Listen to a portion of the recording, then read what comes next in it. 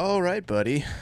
Welcome, welcome. We got Joe Rad here from the What's going PlayStation on? Collectors Podcast. I What's like going on, bro? to troll you a lot in your live Mhm. live streams. It's very enjoyable. As you should. I love getting little reactions out of you when you try and like stay straight faced. It's Oh, I great. have trouble. I have like mad ADHD, so I'm like reading the chat the whole time, like looking at stuff.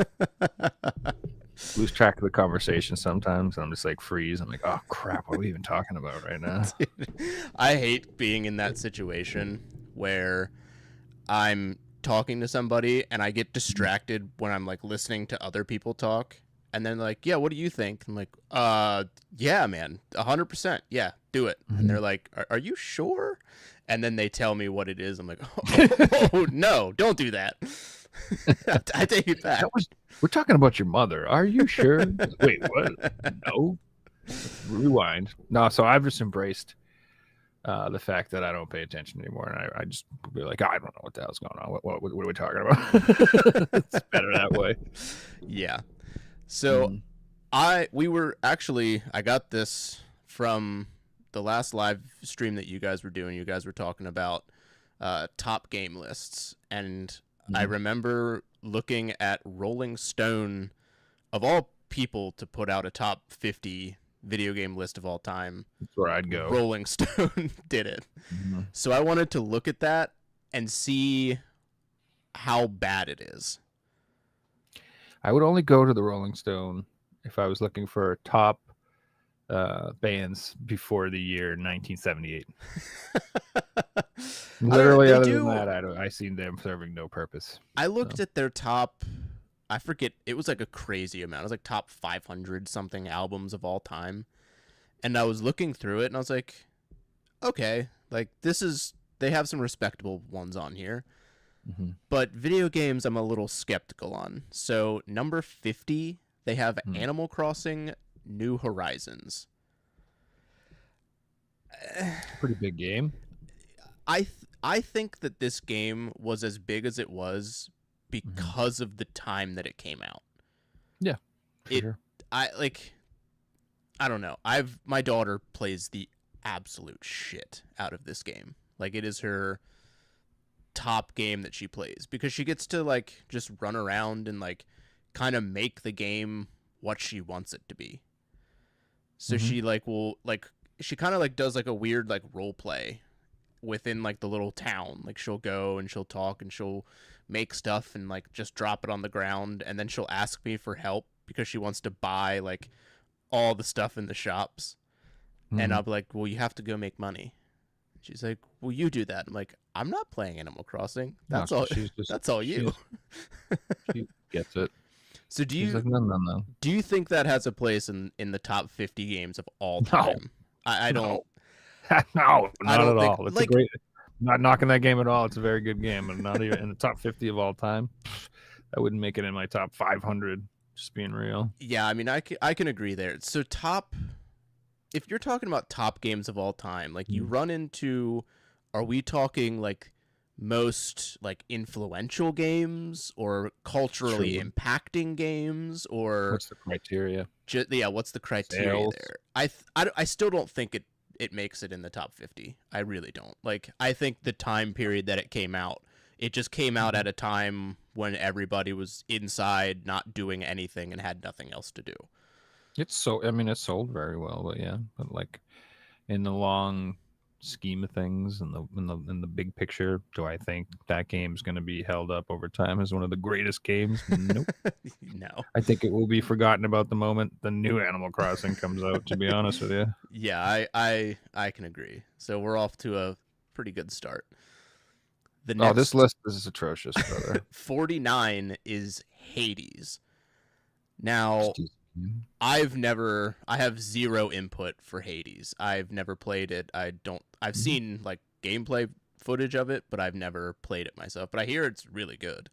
It's fun. I've beaten Hades, and I keep checking to see if Hades 2 is getting a physical like release or anything, but like I don't know if it's like officially out yet or if it's in alpha still or some crazy shit, but Still isn't out on everything, which is weird to me. Hades is good, but I mean, I don't see that it's all that special. It's just an action combat game with roguelike elements. Yeah, I don't like top 50.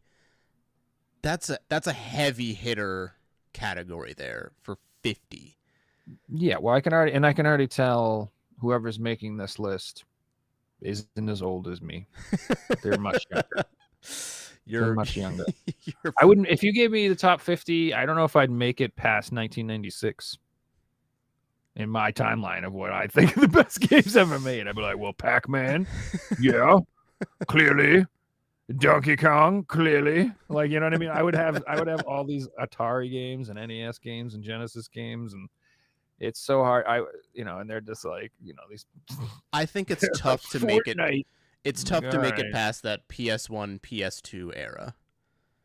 Mm-hmm. To get past there. Number 48. Now this one I think is at least in the top 50, and that's Castlevania Symphony of the Night. Yeah, okay. I think that that has kind of earned its place in top 50 of all time. I'd be all right with that. I played that game as an adult. I didn't get to play that. I watched my buddy play it. He played the absolute piss out of this game. Like he played it on the 360 is what I saw him play it on. He was like getting every part of the map unlocked and probably played it like 50 or so times. Probably even more than that. But I played it on the PS3, I think. And I loved it. It was great. Oh yeah. I mean, most people would agree it's the best in the series, and that franchise is one of the best franchises. So I feel that's a good choice. And I also like that. That's the type of that's what top 50 material. Like, you're talking about a franchise that's been around since NES and has had games for years, and the one that people would think it's the best.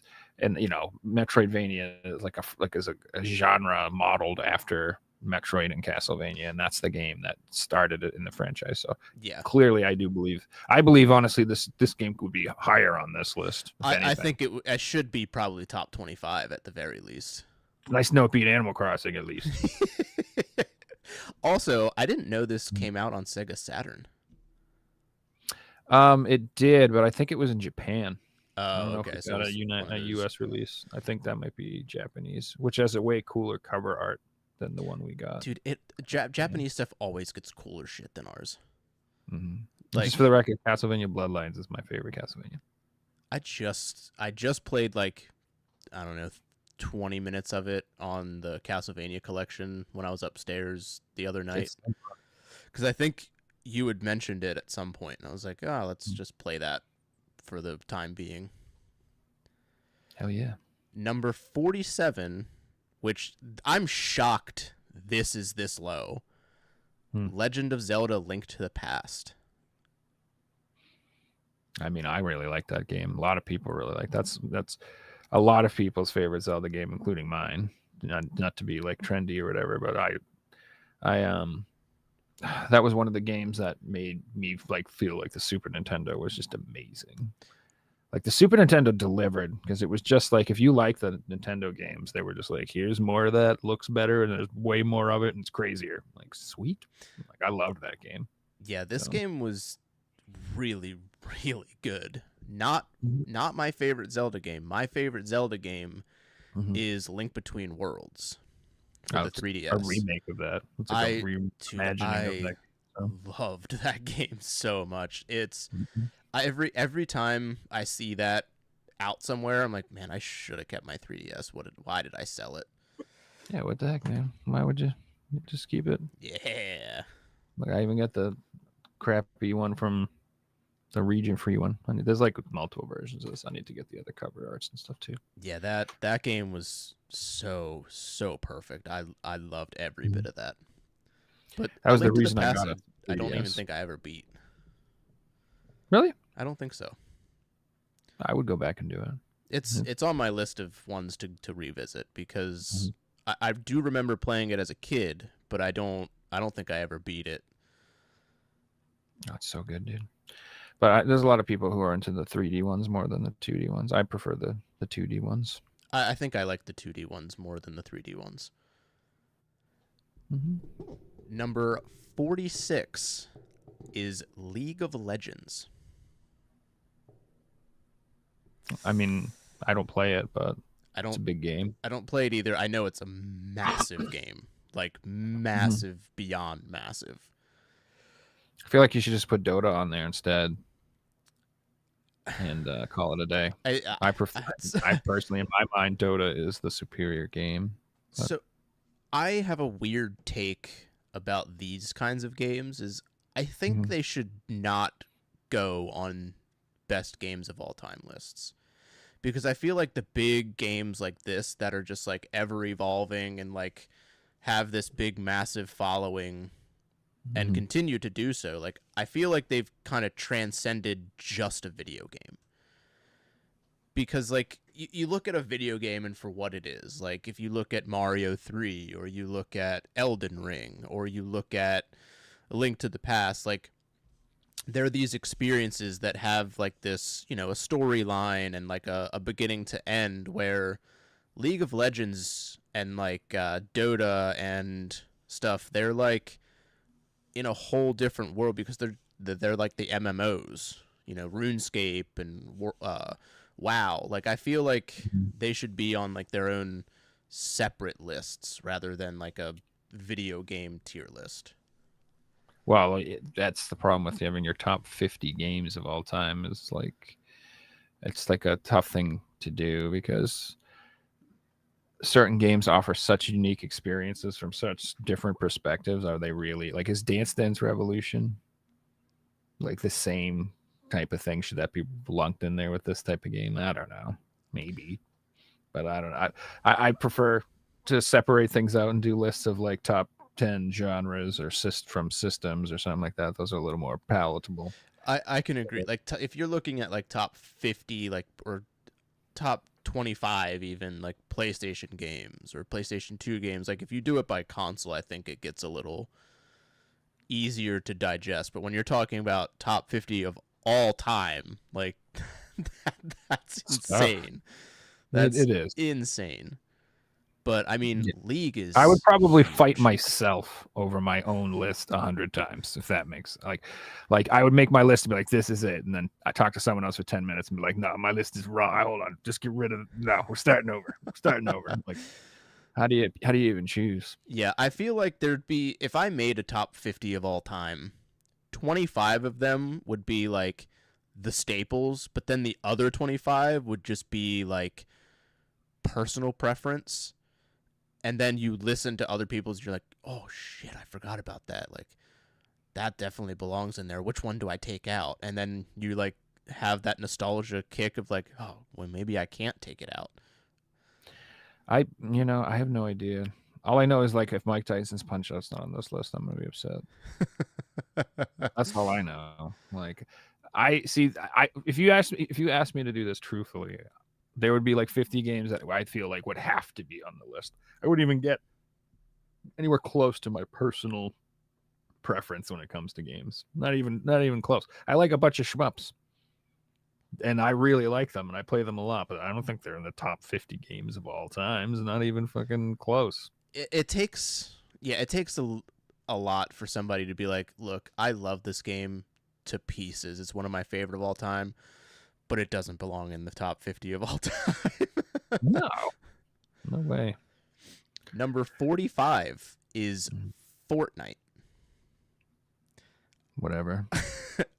Sims League, as far as I'm concerned, is something that's like a new trendy whatever game. I agree. I think this should probably just be categorized with League of Legends. Like it's such a massive title, and it's transcended video games. I mean, it's a pop culture like thing at this point. Like it's beyond just a video live game. Service thing.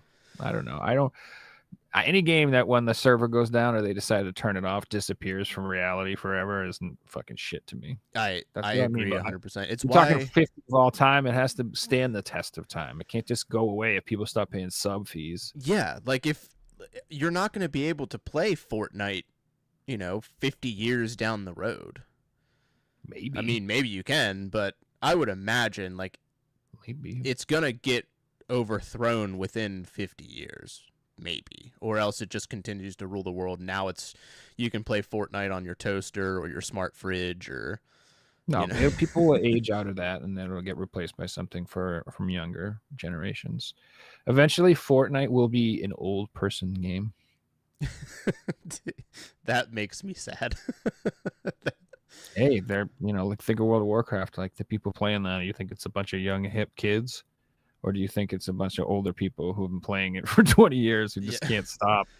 Yeah. And I don't know. That's what I think. The thing that makes me like sad about seeing that game as like in the top 50 is same with League of Legends. Like you're gonna look back at games that have come out over time, and you're gonna look at the top 50 list from whoever, and you're gonna be like, oh, I can't even revisit 25% or more of these ever. Like, I'm sure there will be some part that you can play, but as its full experience of when it was the thing to play, you're never going to get to experience that again. No, and like WoW Classic is a joke. It's not anything like the actual vanilla WoW was. The tuning and stuff like that, no, not even close. It's so nerfed and easy, and it's poop. It's like if you download the Master Chief Collection on Halo, and like you can play Halo 2, you can play Halo 3, but you're not playing Halo 2 and Halo 3 when they were the games to play. That was a whole different experience that you will never be able to replicate. Not the lobbies for sure. Yeah, like that's just a moment. That's like a moment in time that will never be able to exist again. It literally would not be allowed. Everyone would just get banned. Number 44 is Elden Ring. Okay, it's a good game. So I've just started playing this game for the first time, and I enjoy it. Like, it's fun. It's a good game so far. I'm not super wowed by it, where I'm like, oh my god, this is the greatest thing ever. I think this is another one of those games that was kind of like perfect timing for it to come out, because everybody played this game. Like, I don't think there was really anything that was super popular outside of the pay-to-play games that was out at this time that for like the mass casual audience, because people I know that aren't huge gamers that play, Apex and Fortnite, they played this game, which is crazy. I think this came out. I think there were a couple games that came out this same year. I think it was the same. It was 2022. Year. Horizon came out a little right before this shit or something like that. I think the sequel, something like that. When did the PS5 come out? Like several years here. I don't remember. Yeah, I can't remember, but I do remember like there was kind of like a little valley of game. Like there was not much that was out. Oh yeah, this dominated. So I mean, I have no problem with this game being on the list, and I think in the 40s is a good spot for it. To be honest with you, I think. Right. But there's going to be, I think, Dark Souls fans that don't even put this as the best Dark Souls game. So I was just talking to my buddy today, who I told him I was going to play Elden Ring, and he was like, "Oh, dude, I'm so excited for you to play it." And I was talking to him, and I was like, "What? Like, I'm enjoying it so far. Like, I'm here. I'm at this point." And he's like, "Yeah." He's like, "I really like it." He's like, "But I like Bloodborne and Sekiro better." Yeah. That's 100%. I would say most people like Bloodborne the best, and I think it's just that that game has like a more unique art style and vibe to it than any of the other games. I really like the art style for Elden Ring. Like I'll see like the artwork in like some of the loading screens, and I'm like, wow, man, like that is That is Oh yeah. incredible. So I like I'm into heavy metal, obviously. Really into metal, and I really like old school, like '90s metal artwork, covers and stuff. And I'm like, when I play Elden Ring, I'm like, I feel like I'm in a '90s metal album. Like everything looks as it should. Like some Yeah. monster comes out, I'm like, that is exactly what would give me nightmares if I was a little kid. Correct. Like Nailed it.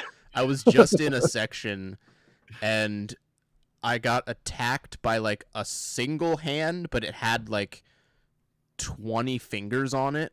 I was like, what the hell is going on here, dude? Things pop up everywhere. Yeah, and there's like just crazy, like big giant things. Yeah.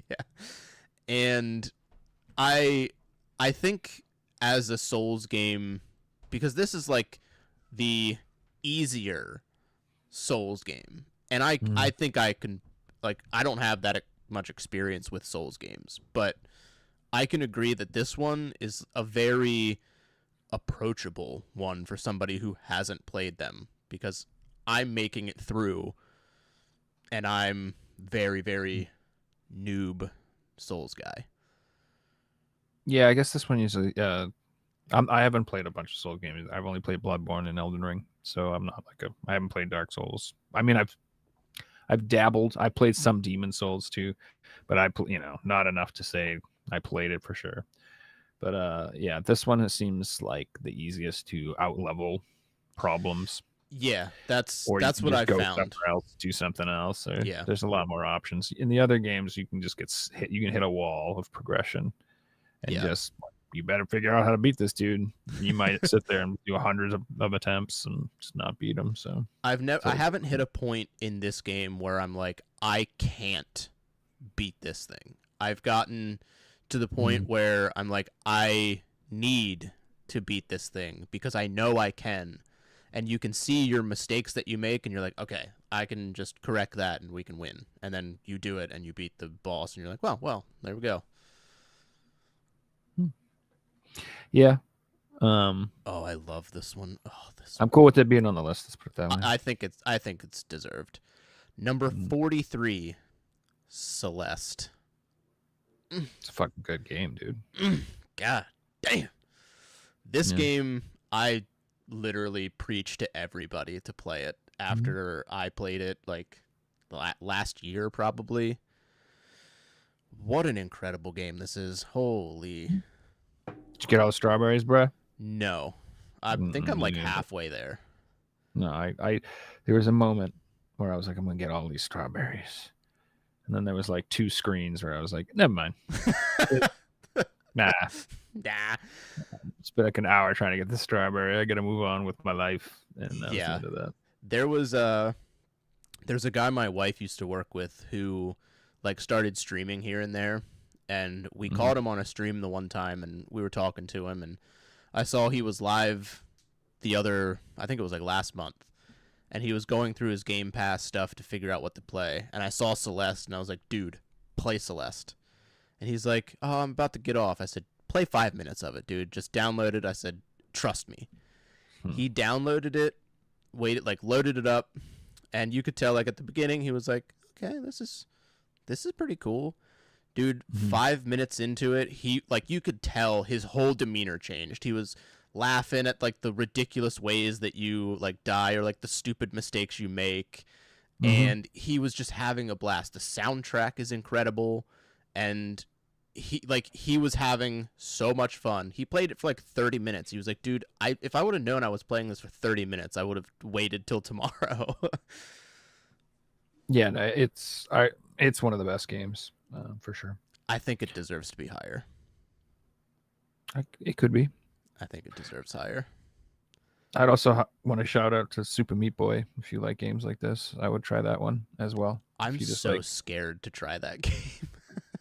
Oh, and if you like Celeste, you'll enjoy Super Meat Boy. It's hilarious. It's the same thing. When you die, you just laugh, and it's fun. I watched the guy that does PlayStation trophies.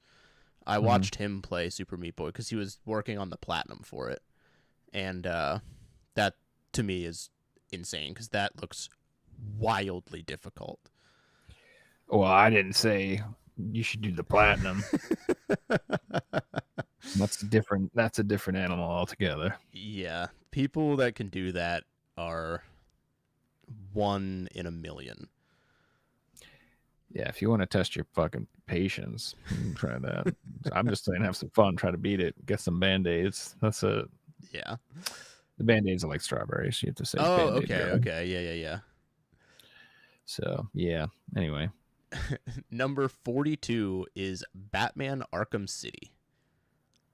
okay. I feel like this is a random one to throw on there. I feel like Oh, this the Arkham is games are fantastic, dude. I played They're really Arkham Asylum, but I never played Arkham City. Arkham Asylum was great, but I wouldn't put it in like a top Mhm. list. And I feel like Arkham City probably falls in that category for me at the very least. Like I don't know if I would put it at top 50. I'd put the whole trilogy in one and cheat. Just put all three of those games in there, the Arkham games. I don't care. I know a lot of people who like Asylum better than City. So I I, I played Asylum. I think it was when it came out. I think I just took a chance on it and played it, and I was like, "This is really good." really, and Suicide Squad came out. I don't think Suicide Squad did too well. That company is like, we're gonna make another Batman game, I promise. Okay, we'll see. Number 41 is Metroid Prime for the GameCube. I've never played this game. It's good, right? It's a great game. Like I like it a lot, but I wouldn't put it in my top 50 at all. Not even close. I If feel like I'm gonna start putting FPS games in there, yeah, no. I'm gonna put Quake. yeah. I'm gonna put fucking lots of other games. I like Duke Nukem. I don't give a shit. That's like my Doom. I love that game. Blood, dude. I like Doom a lot, but I would like honestly, if I was gonna put like an old boomer shooter in there, I'd probably put either Duke Nukem or Blood. Those are like my favorite. I haven't played Duke Nukem in forever. It was really funny when I was like 11. It was Loved that was it. like the blonde haired dude, and he's like the big jacked action hero. Yeah, and he had like just a ton of funny one-liners. He took Yeah. some. He has some from Evil Dead and Bruce Campbell. So I was instantly sold. Yeah, back then that was edgy humor was the thing. It was funny. If you've never played the original Shadow Warrior, you should play that sometime as Oh well. my god, dude! I had so my pap would bring us like these like weird computer discs that were just like random demos of games, or some of them would have like full games on it and be like 20 games in one.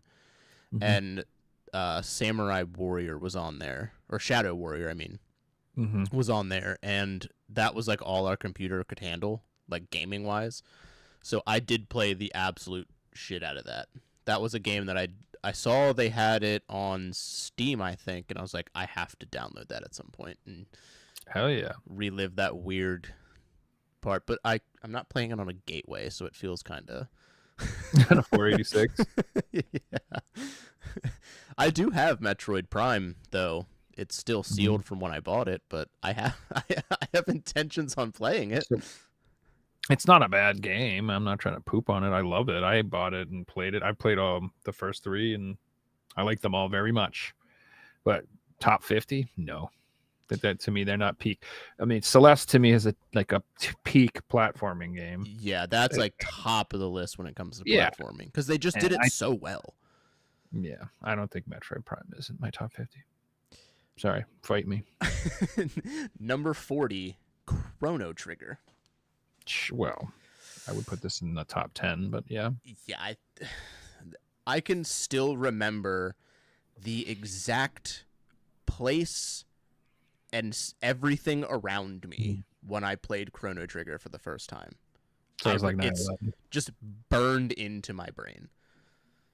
And I actually used to have the entertainment center that I played it on down in my game room before I got rid of it. Yeah, it was fantastic and insanely creative, and the art's good, and the music's good, and the combat's good, and the story's good, and the pacing's good, and the character design's good, and the pixel art's good, and it's very good. The Yeah, bosses are cool, and it's it's amazing. RPG at its finest. Yeah, there's a lot of people who say they would like to see that get like the Final Fantasy VII remake treatment, and I do not agree. I don't want that at all. No. The combat system and the way it works is like great.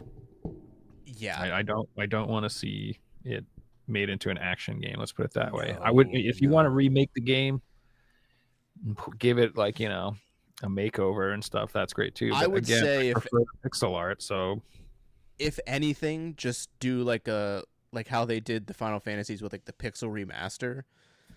Like, yeah, that would be okay, but I don't think it even needs that, because if I'm playing an RPG and it's like the pixel art like Chrono Trigger, I'm perfect. I don't need more. Like, that's just prime to me. Like Shining Force, like the pixel art for an RPG, it's just peak RPG to me.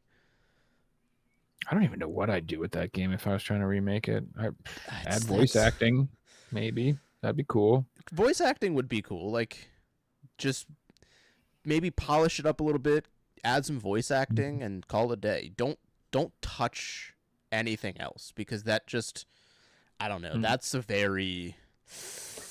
Ooh. I'd be all right. I think maybe a pixel remake of that game, and then they should do like a full 3D fancy version of Chrono Cross. That'd be cool.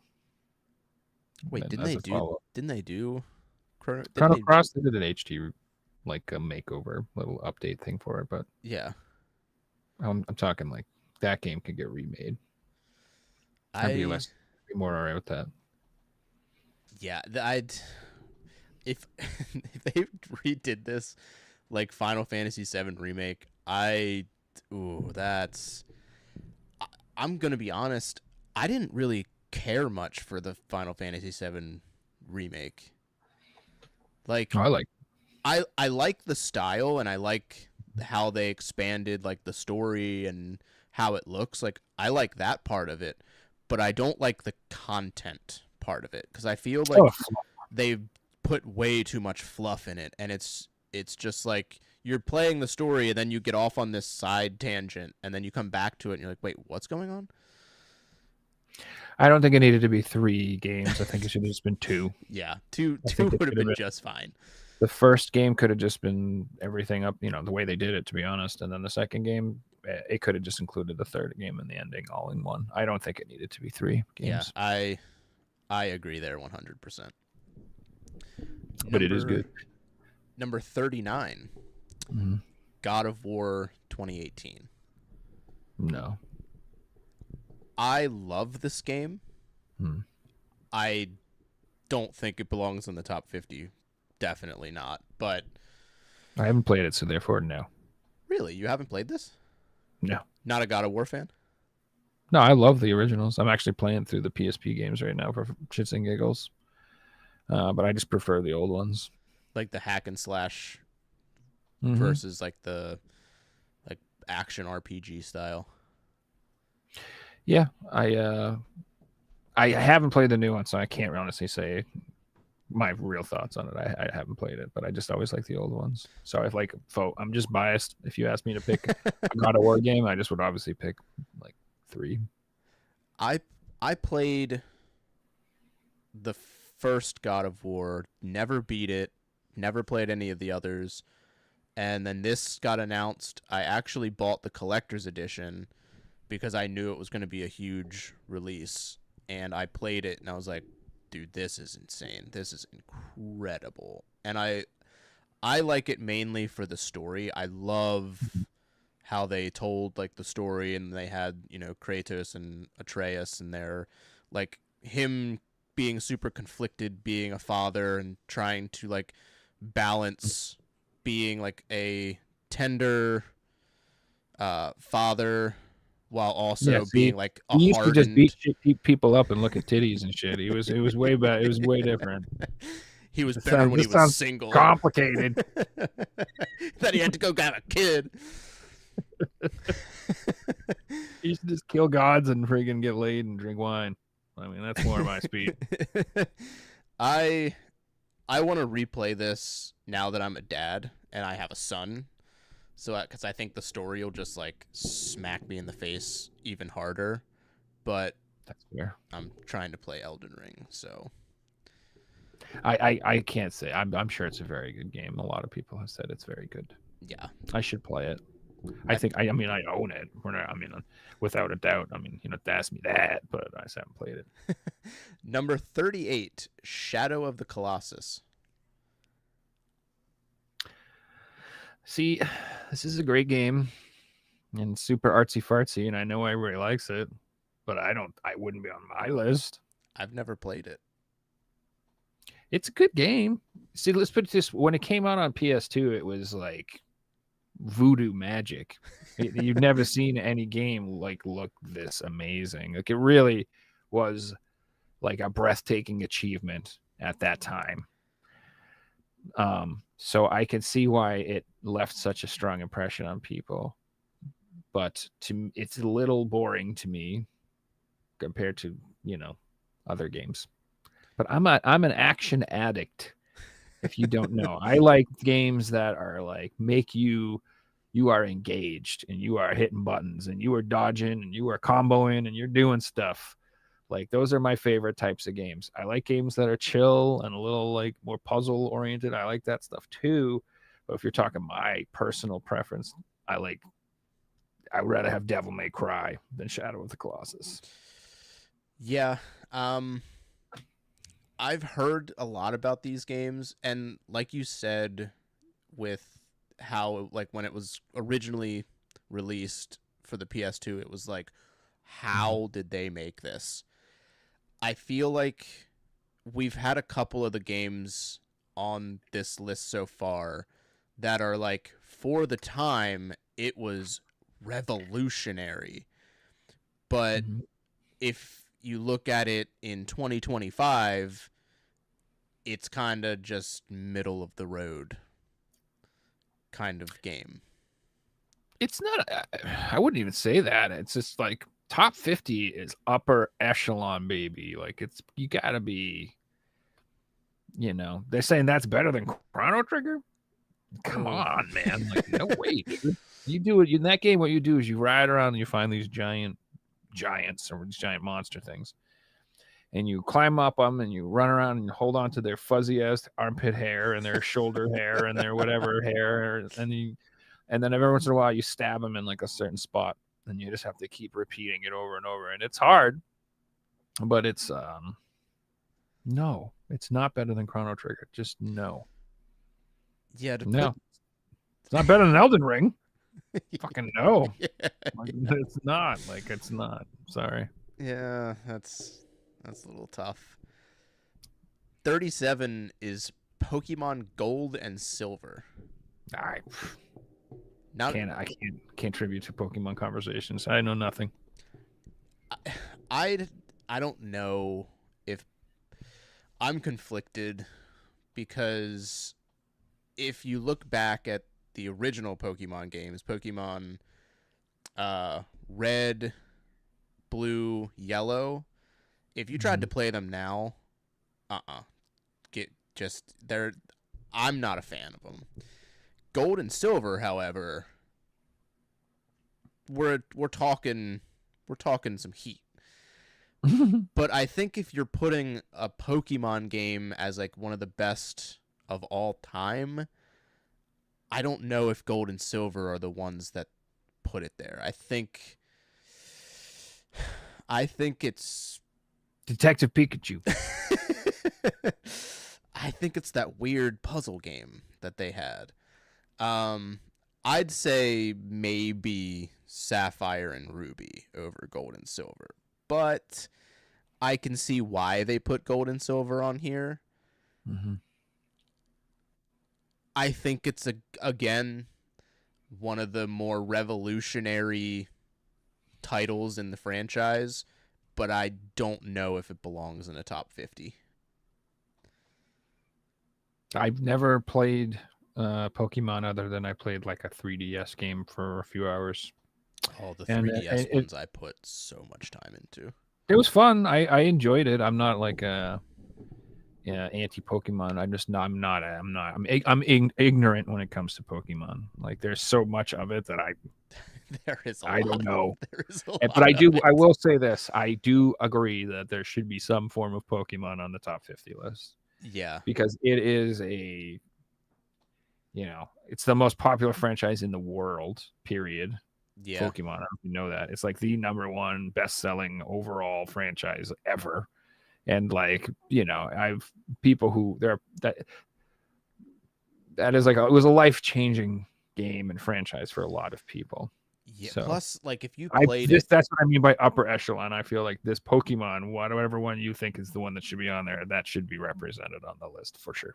yeah. And I just actually started playing Fire Red, um, on my analog pocket. That was the like the Mhm. reimagining of the originals, and that they did a hell of a job. I'll say that. Like, if you want to play the original like story of Pokemon, where it has like Mhm. all the well-known trainers, Brock, Misty, Lieutenant Surge, Giovanni, the Team Rocket stuff, like that's the one to play, quite honestly. Because if you go back to Yellow and stuff, like the sprites are just weird, and like the noises are weird, and it's just some of them just like when you're looking at your Pokemon when it's in battle, like it doesn't look like what it's supposed to or what everybody knows it looks like. But in Mhm. like Fire Red, it really does, and I can't remember if it does in Gold and Silver or not. I would imagine maybe because they probably were able to do a little bit more with the Game Boy Color. So maybe Gold and Silver does belong in like the top 50. I think those were the turning point for a lot of people in their Pokemon journeys. I'll allow it. Number 36, Super Smash Brothers Ultimate.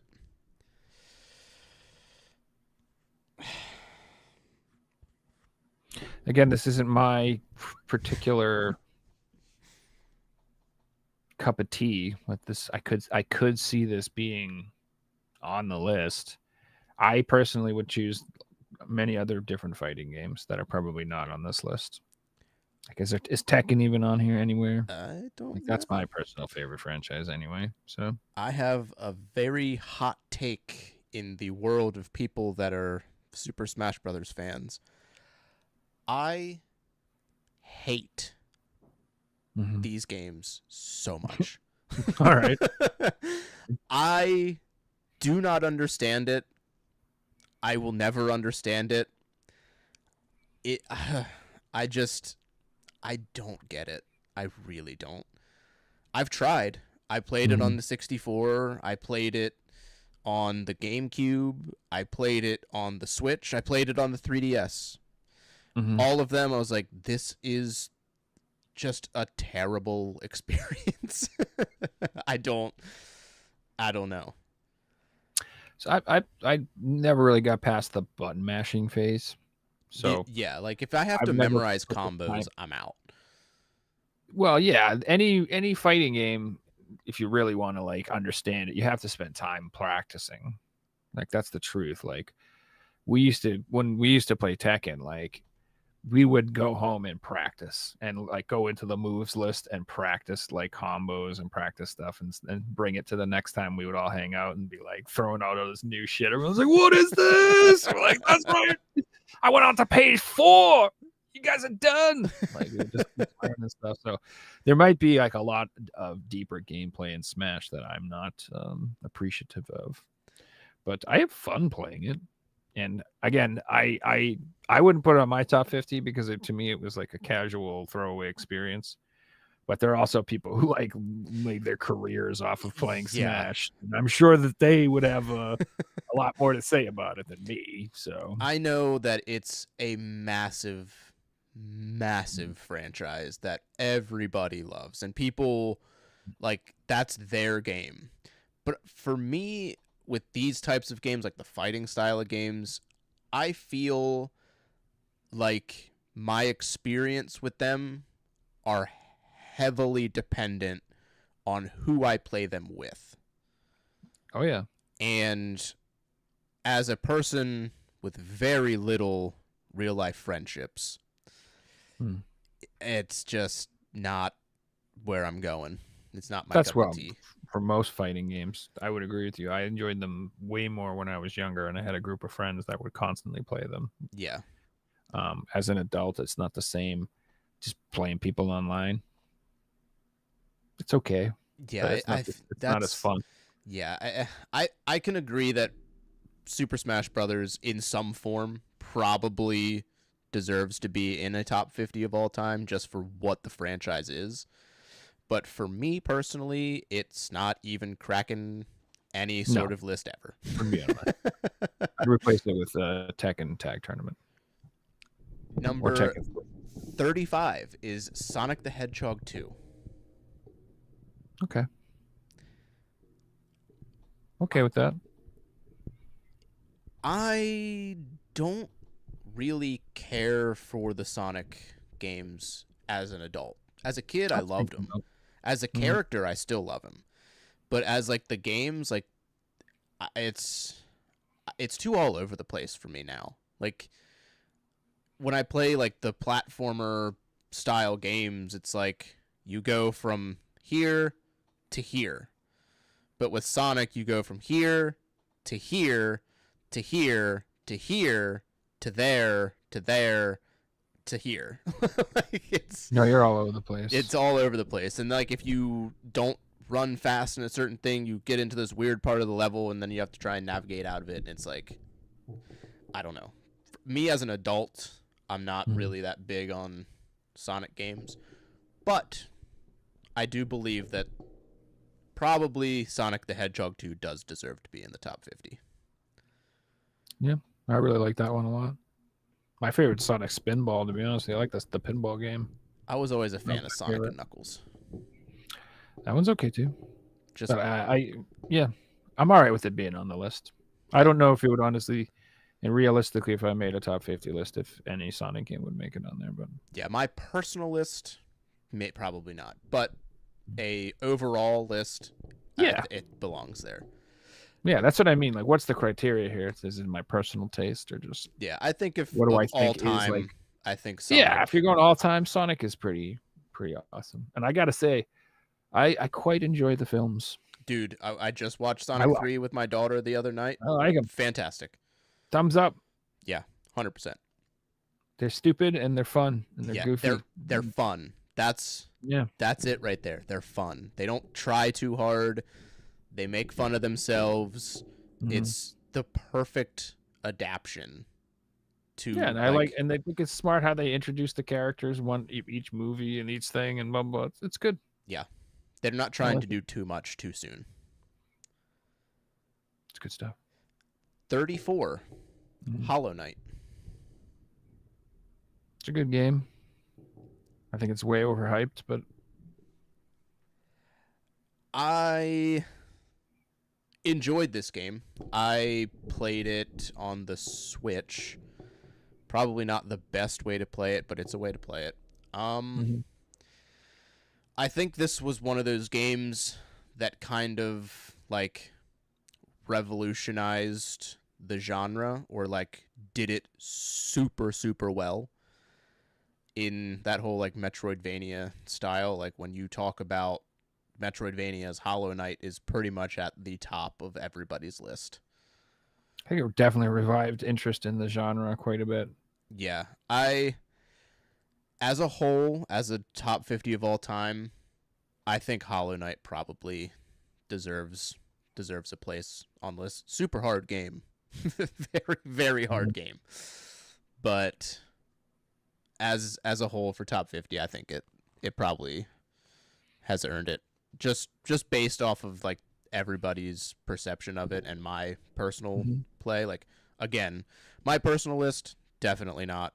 But of an all-time list of, if we're looking at games that will transcend time, basically, like this for that kind of genre is top tier. Exactly like how Celeste is. Like platformer, Celeste is at the top. Metroidvania, Hollow Knight is like the one on top, and then there's Shovel Knight too. That one was like another really I big like one. Shovel Knight, but Hollow Knight's like a much better game.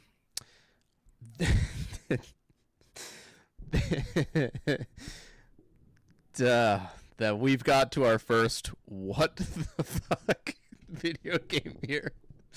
Number 33, NBA 2K11.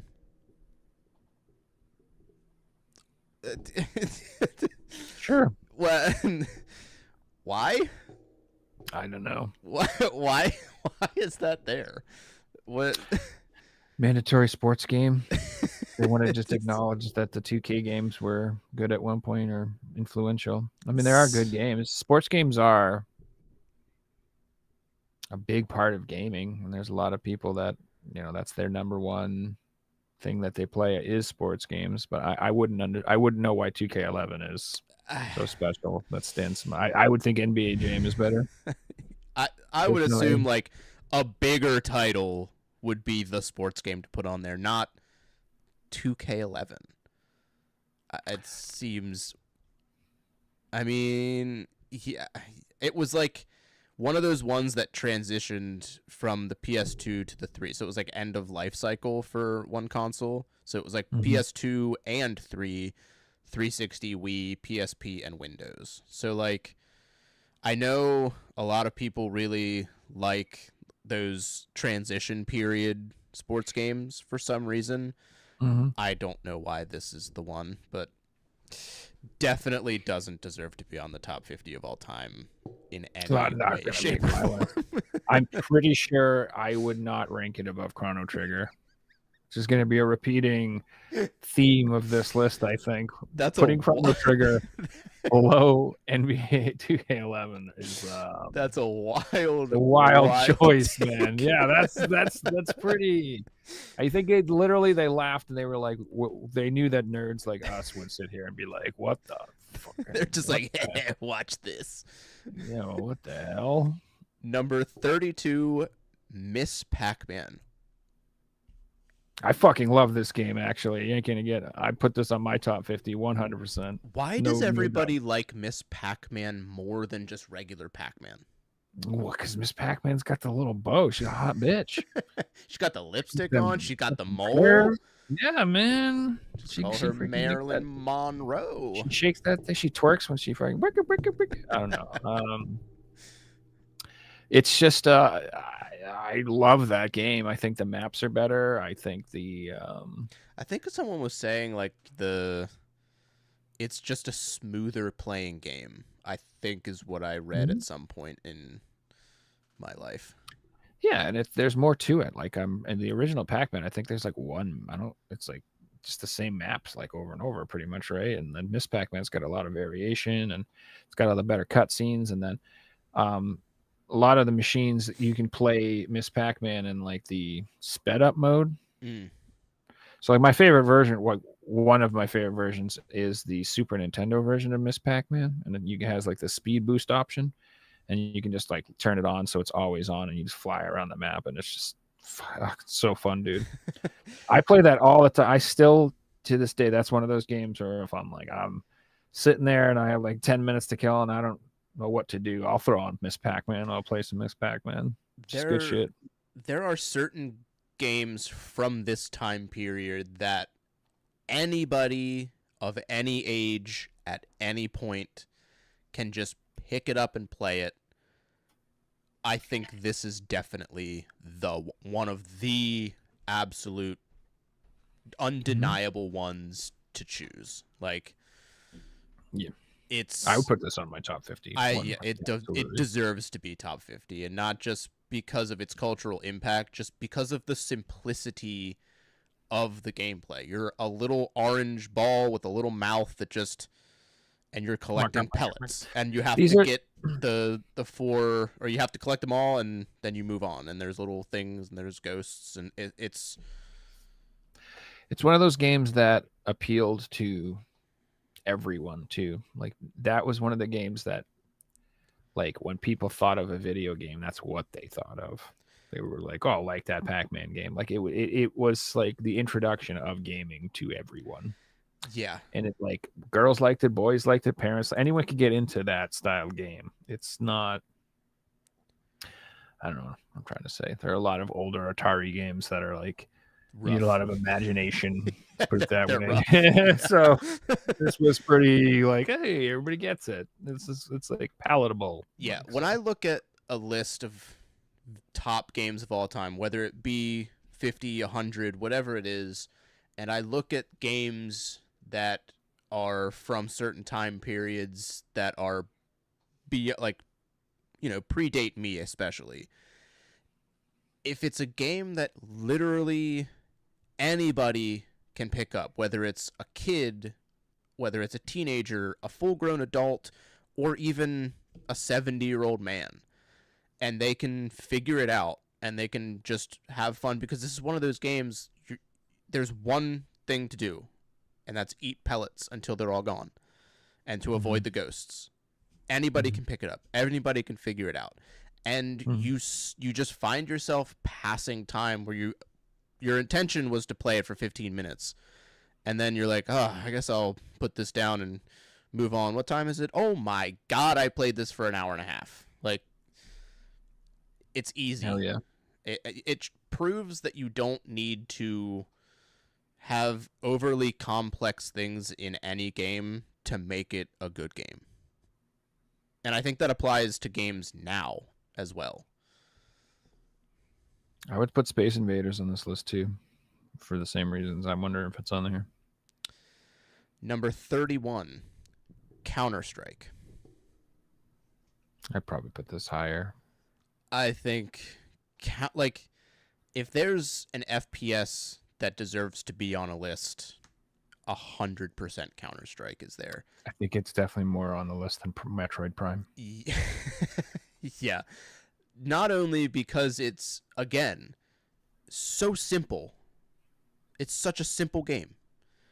And it's a first-person shooter that you don't need to know how to slide, jump, cancel, switch weapons. Like, there is a skill, like, ceiling where you can break through that ceiling. The more you play it, the more things you pick up on. Predictability, knowing that you run faster with the knife than you do holding a gun, and like when to buy, when to not. Like, there's so much. I talked to a musician that I actually had on here at one point, Corey Wells.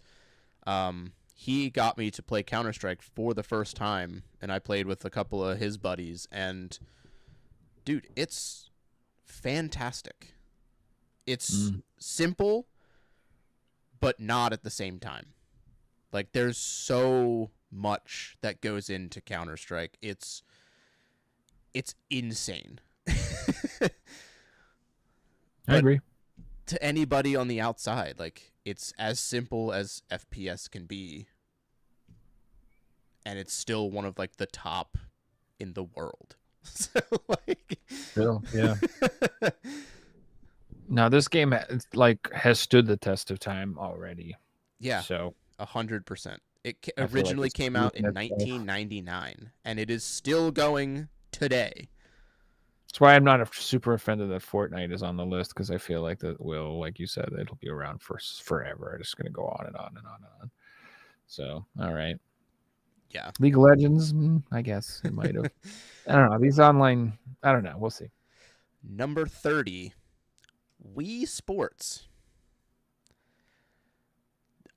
Guess it's your perspective. It's a very good game. I Wouldn't be on think my list. all time, I think Wii Sports belongs, because this literally the like old consoles, man. I'll tell you that. Yeah. Sure. Everybody I know had a Wii except me. Oh, you just had an eye. Yeah, I just had two eyes. Stupid. It is really good. Like, it's again one of those things where, like, I bought a Wii at Community Aid not long ago for like $20, and I was like, I guarantee if I plug this in, Wii Sports is going to be in there, and of course it was in there. I was like, oh yeah, so I was like, all right, I gotta test out the controller, see if it worked. Fucking an hour later, I'm just like, I gotta stop playing Wii Sports. Like, Mm-hmm. I I don't gotta know. It's force hella myself to fun. stop because, like, Mm-hmm. it's one of those things that you play, especially if you played it at the time, and it's just gonna suck you in. It's it's so easy to play, and it's so mindlessly fun. Mm-hmm. It's Not really good. I just got the new Switch Sports oh yeah, right there. See that? And I played it the other day with my buddy, and it was a good time. But I right out of the gate, I was like, Wii Sports is better yeah. than this. I feel Like, like I would be in the same. no frisbee golf. What were they thinking? Frisbee golf was the best goddamn thing. No, the frisbee games were amazing on the Wii Sports. And have you played the new Switch Sport one? Have you played it yet at all? No, nope. Dude, it's got this basketball game. It's terrible. I'm already no. It's terrible. It's like I No. hate it. I hate everything. And me and my friend played it, and we were like, never again. We played it like twice. We were like, this is just garbage. Like, I couldn't stand it. So yeah, I Wii mean Sports that game was so massive. it is good. It is good. I No. wonder how many TVs got broken because of that game. Oh my god! I still see like the videos pop up now, of people like launching their controllers. Yeah. Number 29, Uncharted 2. Sure. Never played it. No, can't say I have. I'm a PlayStation guy, and I hate to admit that. People are gonna be mad, but no, I don't know. I played the first one, and it was fun, but I think this here is one of those, when it came out it was like, oh my god, but now it's just like, yeah, it's a third person adventure game. We've played 1,000 of these. Like I think you're right. I think now we're desensitized to it, but when it came out, it was like really, really good. Yeah, there weren't a million of these games just copy and pasted into the world. Like, I have heard these games are absolutely like piss excellence. So I've heard the same, and I do want to play them, but I played the first one, and then I think something else came out, and I was like, ooh, shiny new toy, let's go over there. I'm not mad that it's on the list. Let's put it away. It's not NBA 2K11. Yeah, I think that, yeah. This one, it's just gonna be an easy yes. Number 28 is Minecraft. Yeah, it's is that game popular? What's Minecraft?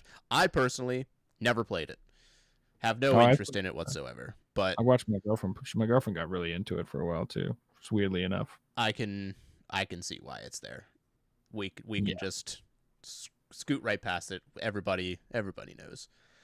That would go in my like obligatory. So I'd put it in like the 50s, like 48s. That'd be like my 47, some shit like that.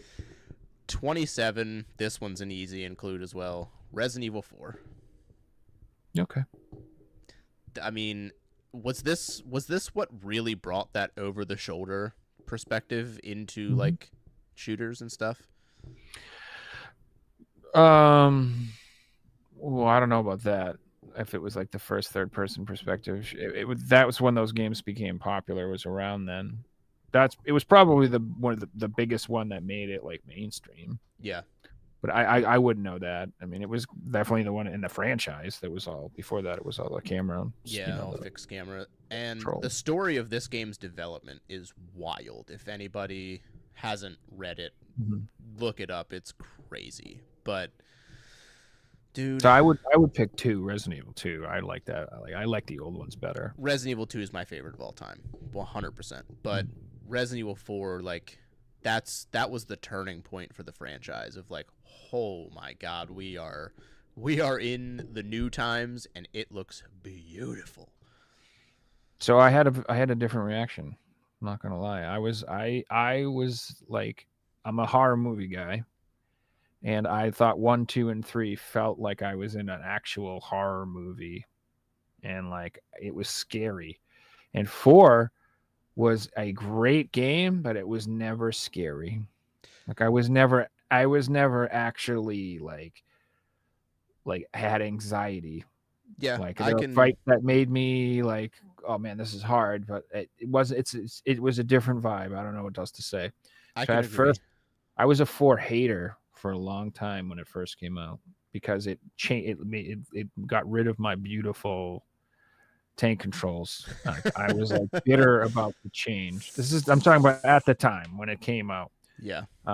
Now I really like 4 because I Oh, appreciate it for just what it has to offer. What it is fucking awesome, dude. It's a yeah. great It's game. so good. And If this if was. it, if 4 had come out and it was just called like horror games, fucking whatever, I would be like, okay, this is sick. I would like seriously, like if it wasn't called Resident Evil 4, if that exact game came out and was just something else or a new franchise, I would have loved it that moment. But if just the way I describe it is like it's like if you love a band and they get a new singer, that first album, you're like, what the fuck? This isn't Hank. I like Hank. Hank was the man. Hank made the band. Hank was the band. But now there's been 12 albums with the new guy. Yeah. And you're like, well, he's awesome. I love that guy. You know what I mean? So it's totally, I it's the moment, it's the perspective in the moment. I can relate to that with 7 because when I played Resident Evil 7, I was like, That, I mhm. don't know if I like this as a Resident Evil game.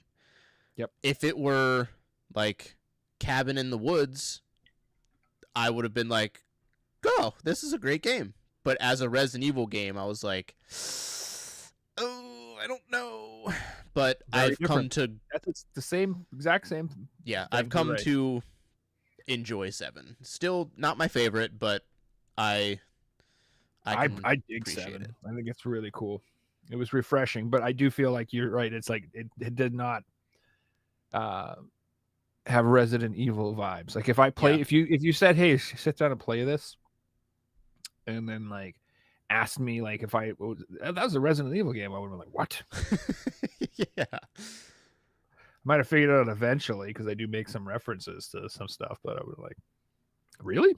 Yeah. So Yeah. I think that belongs in top 50 for sure. 26 is Mass Effect 2. I've never played Mass Effect games, so Neither have I, but I know people lose their minds for this game. This one I in heard they're very particular. good. So I have no input to put into Mass Effect 2. I say it's off the list because I haven't played it, so therefore it is no good.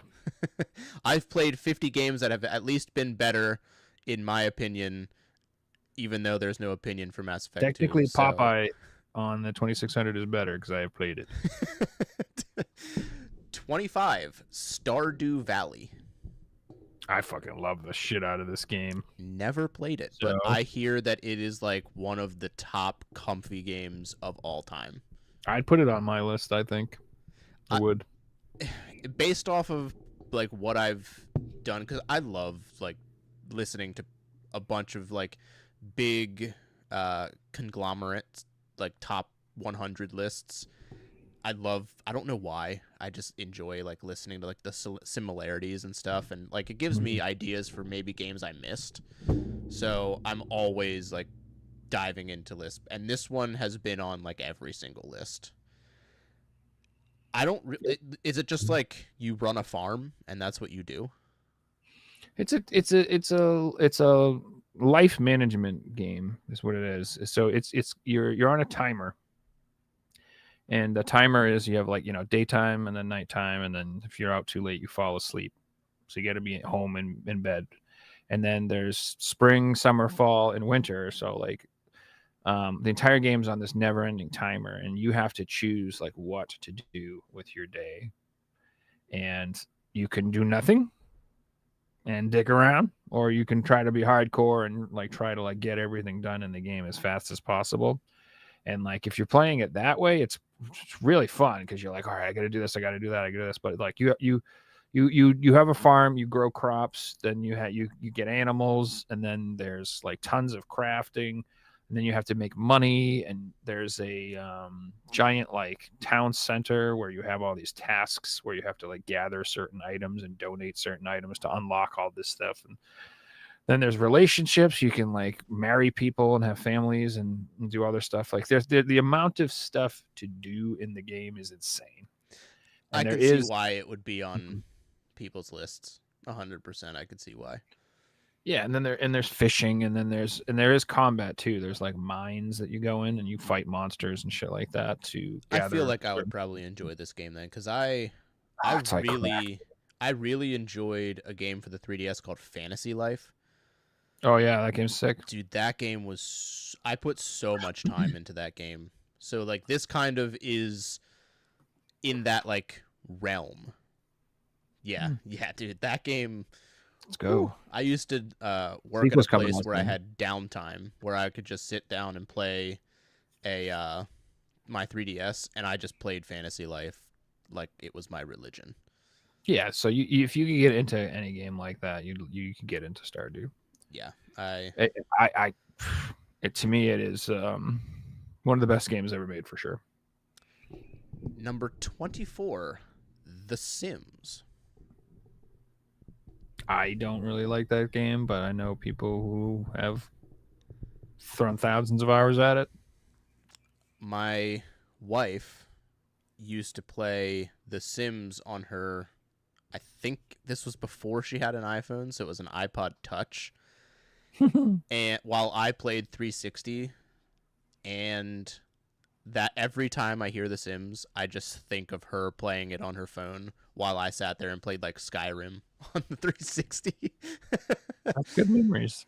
Yeah, that we've had a lot of memories of like that, being like a new couple when we first started dating.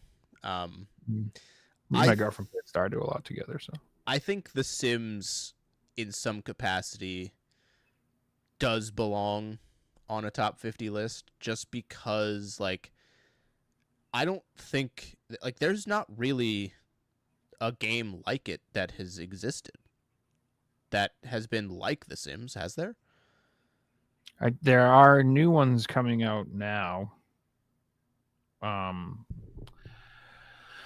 god, there's one that's like in alpha right now that's kind of like that, but it, as far as I know, no, that was the only one. Yeah, like I've never seen a game that has been like the competitor to The Sims. Like The Sims has always just been, if you want to play this style of game, it's right here.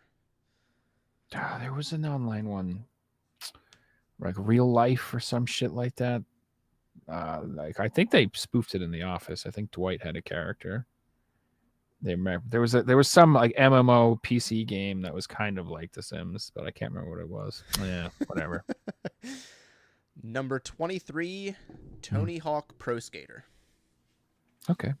Yeah, that's an I easy... mean, I would put this on the top 50. I mean, that's again, an easy yes.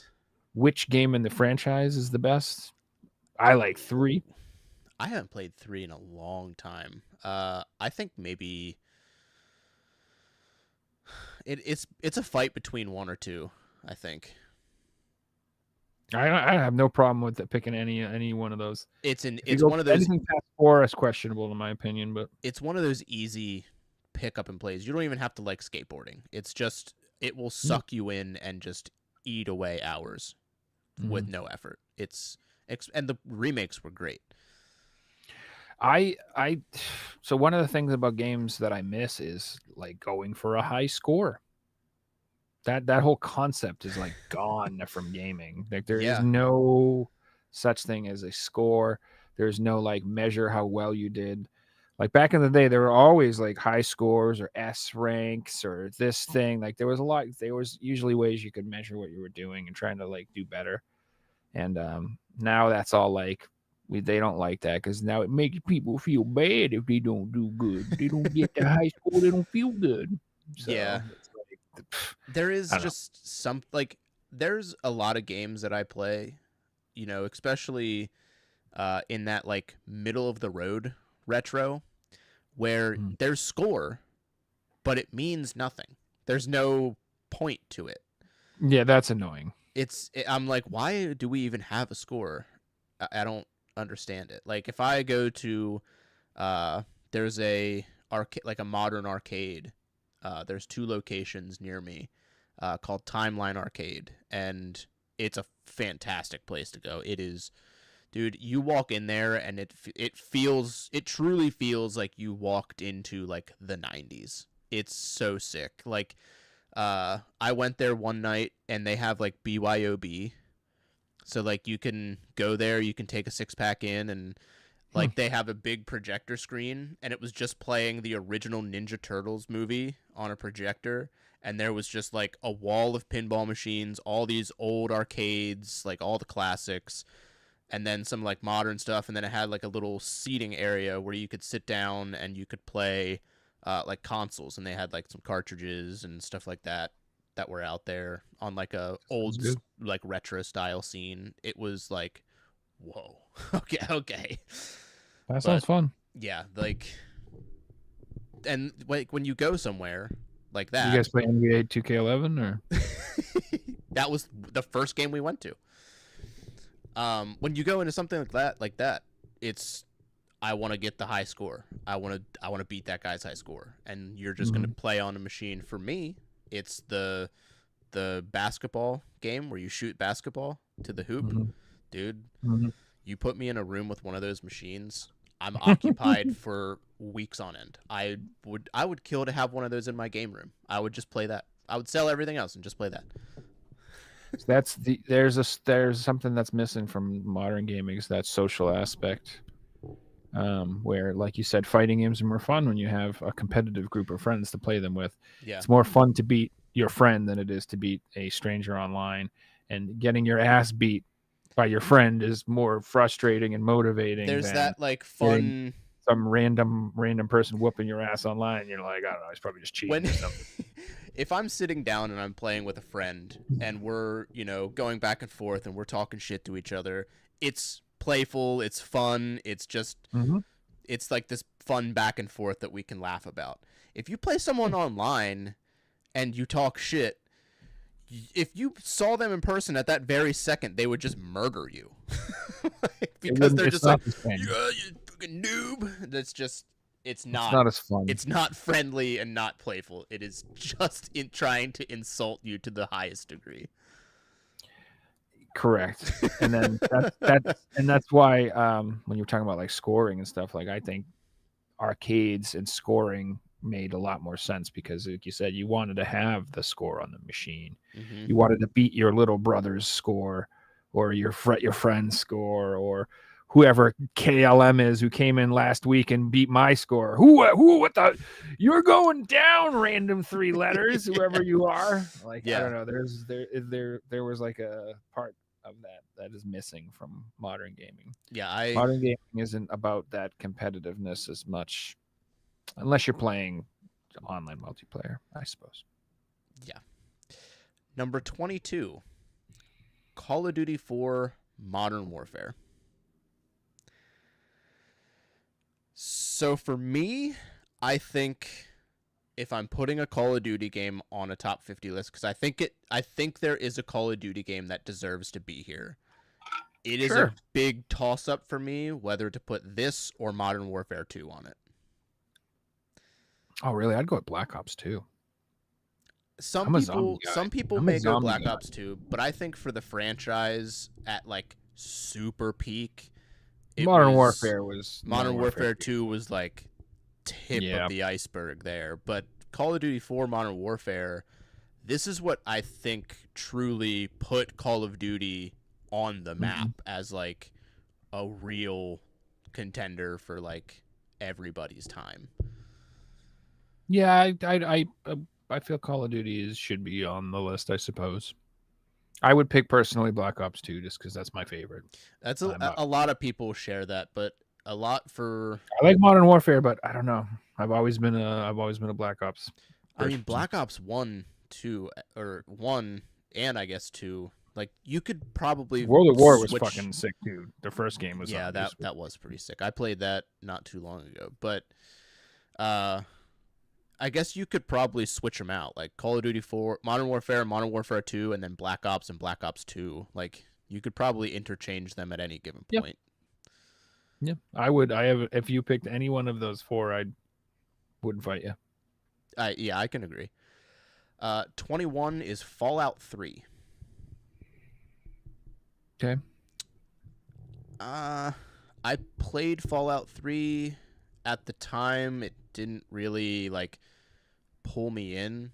Fallout 4 did pull me in though. I did really enjoy Fallout 4. I haven't gone back to revisit Fallout 3, so I can't really speak to how great it is, but I do know a lot of people liked 3. However, I'm surprised it's not Fallout New Vegas.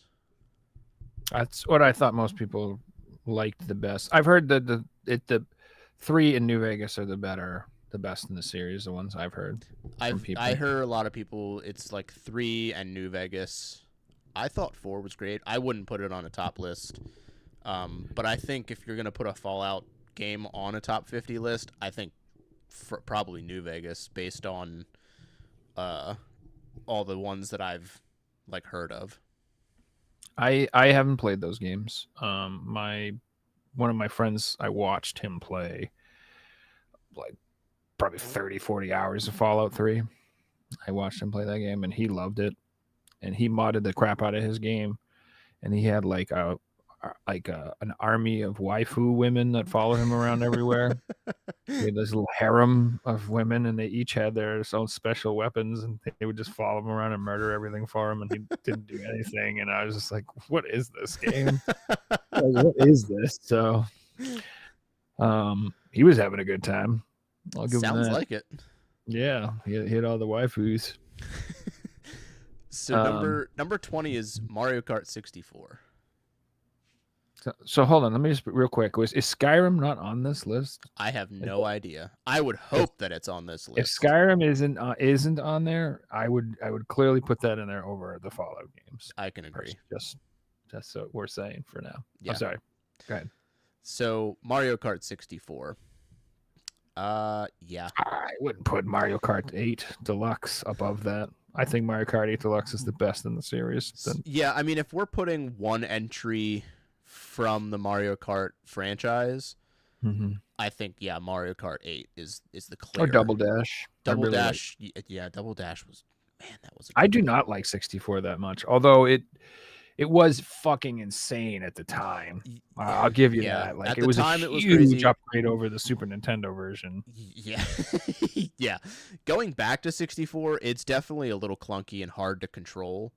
It's still fun. It's still fun. Yeah, you can't really go wrong with any Mario Kart, honestly. Correct. Yeah, but if you're looking at Mario Kart as a whole, 8 is the clear. 8 Deluxe with the 64 maps downloaded is pretty insane. Yeah. That's kind of tough to beat. That's like why with the Super Smash Ultimate, what was on the list, I'm like, I mean, you got to give it to them. The Ultimate, that game has like every character ever in anything. It's got like freaking the Golden Girls are in that game. It's like everyone's in that. It's Mr. Belvedere's in that shit. You know what I'm saying? Like they got people, they got characters. I'm like, well, what the hell? So yeah. I would put 8 Deluxe personally. I would put that on there over 64. 100%. Yeah, I agree. Number 19 is Baldur's Gate 3. Okay. I've never played it, but boy, did everybody else play this game. I'd put it on there. From what I've heard and what I've seen, I believe it's probably earned its spot in a top 50 of all time, because from what I hear, like this game is just the most insane like RPG to like ever exist in modern times. Like there's so much to do, there's different like decisions to be made that affect your story, and there's debauchery, and you can do all kinds of NSFW things. I find that very fun. I find that very entertaining in games. I think what they did with this game, where they were just like, hey, we're going to let you do all this stuff. And you know what? If you don't like it, oh well.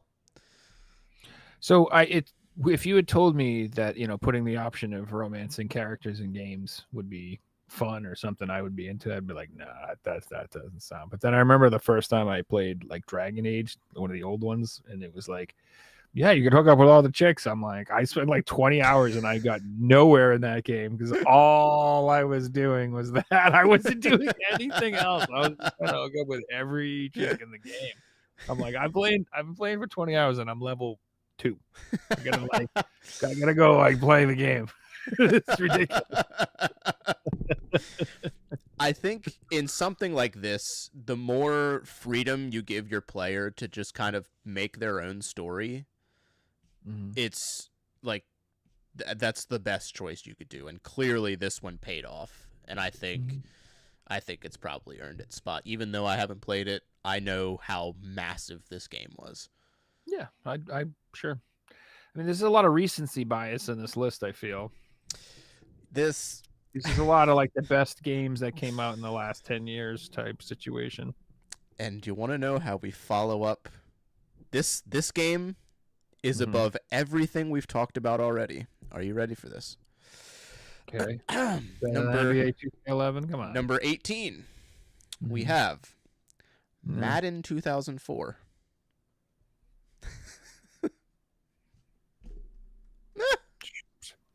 I guess. Sure.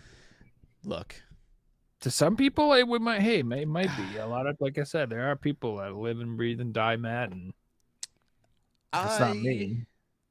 Think that putting this on this top 50 list is the most ludicrous thing that I've ever seen. Period. I when I like make like emulators lists and stuff, like I like to, I've been beefing up my backup library. You know what I'm saying? Yeah. I'll just go on there and I'll pick like whatever the most recent iteration. I'll put whatever Madden year was the last one to release on that system. I'll grab that, or whatever FIFA was the last. 2016 was the last. All right, I'll get that. I'll get like just whatever one is the most recent one, and that's it. I don't care. Yeah, I mean, look, I need a fix at some point of a sports game, whether it's Madden 2004 or anything previous, or if it's baseball or whatever. There's always a point where I'm like, I need to play a sports game. But I would never put it on a top 50 of all time. I put NFL Blitz over that motherfucker. That is the kind of sports game that, or like NFL Street or NBA Street, like something where it's like it did something that others didn't.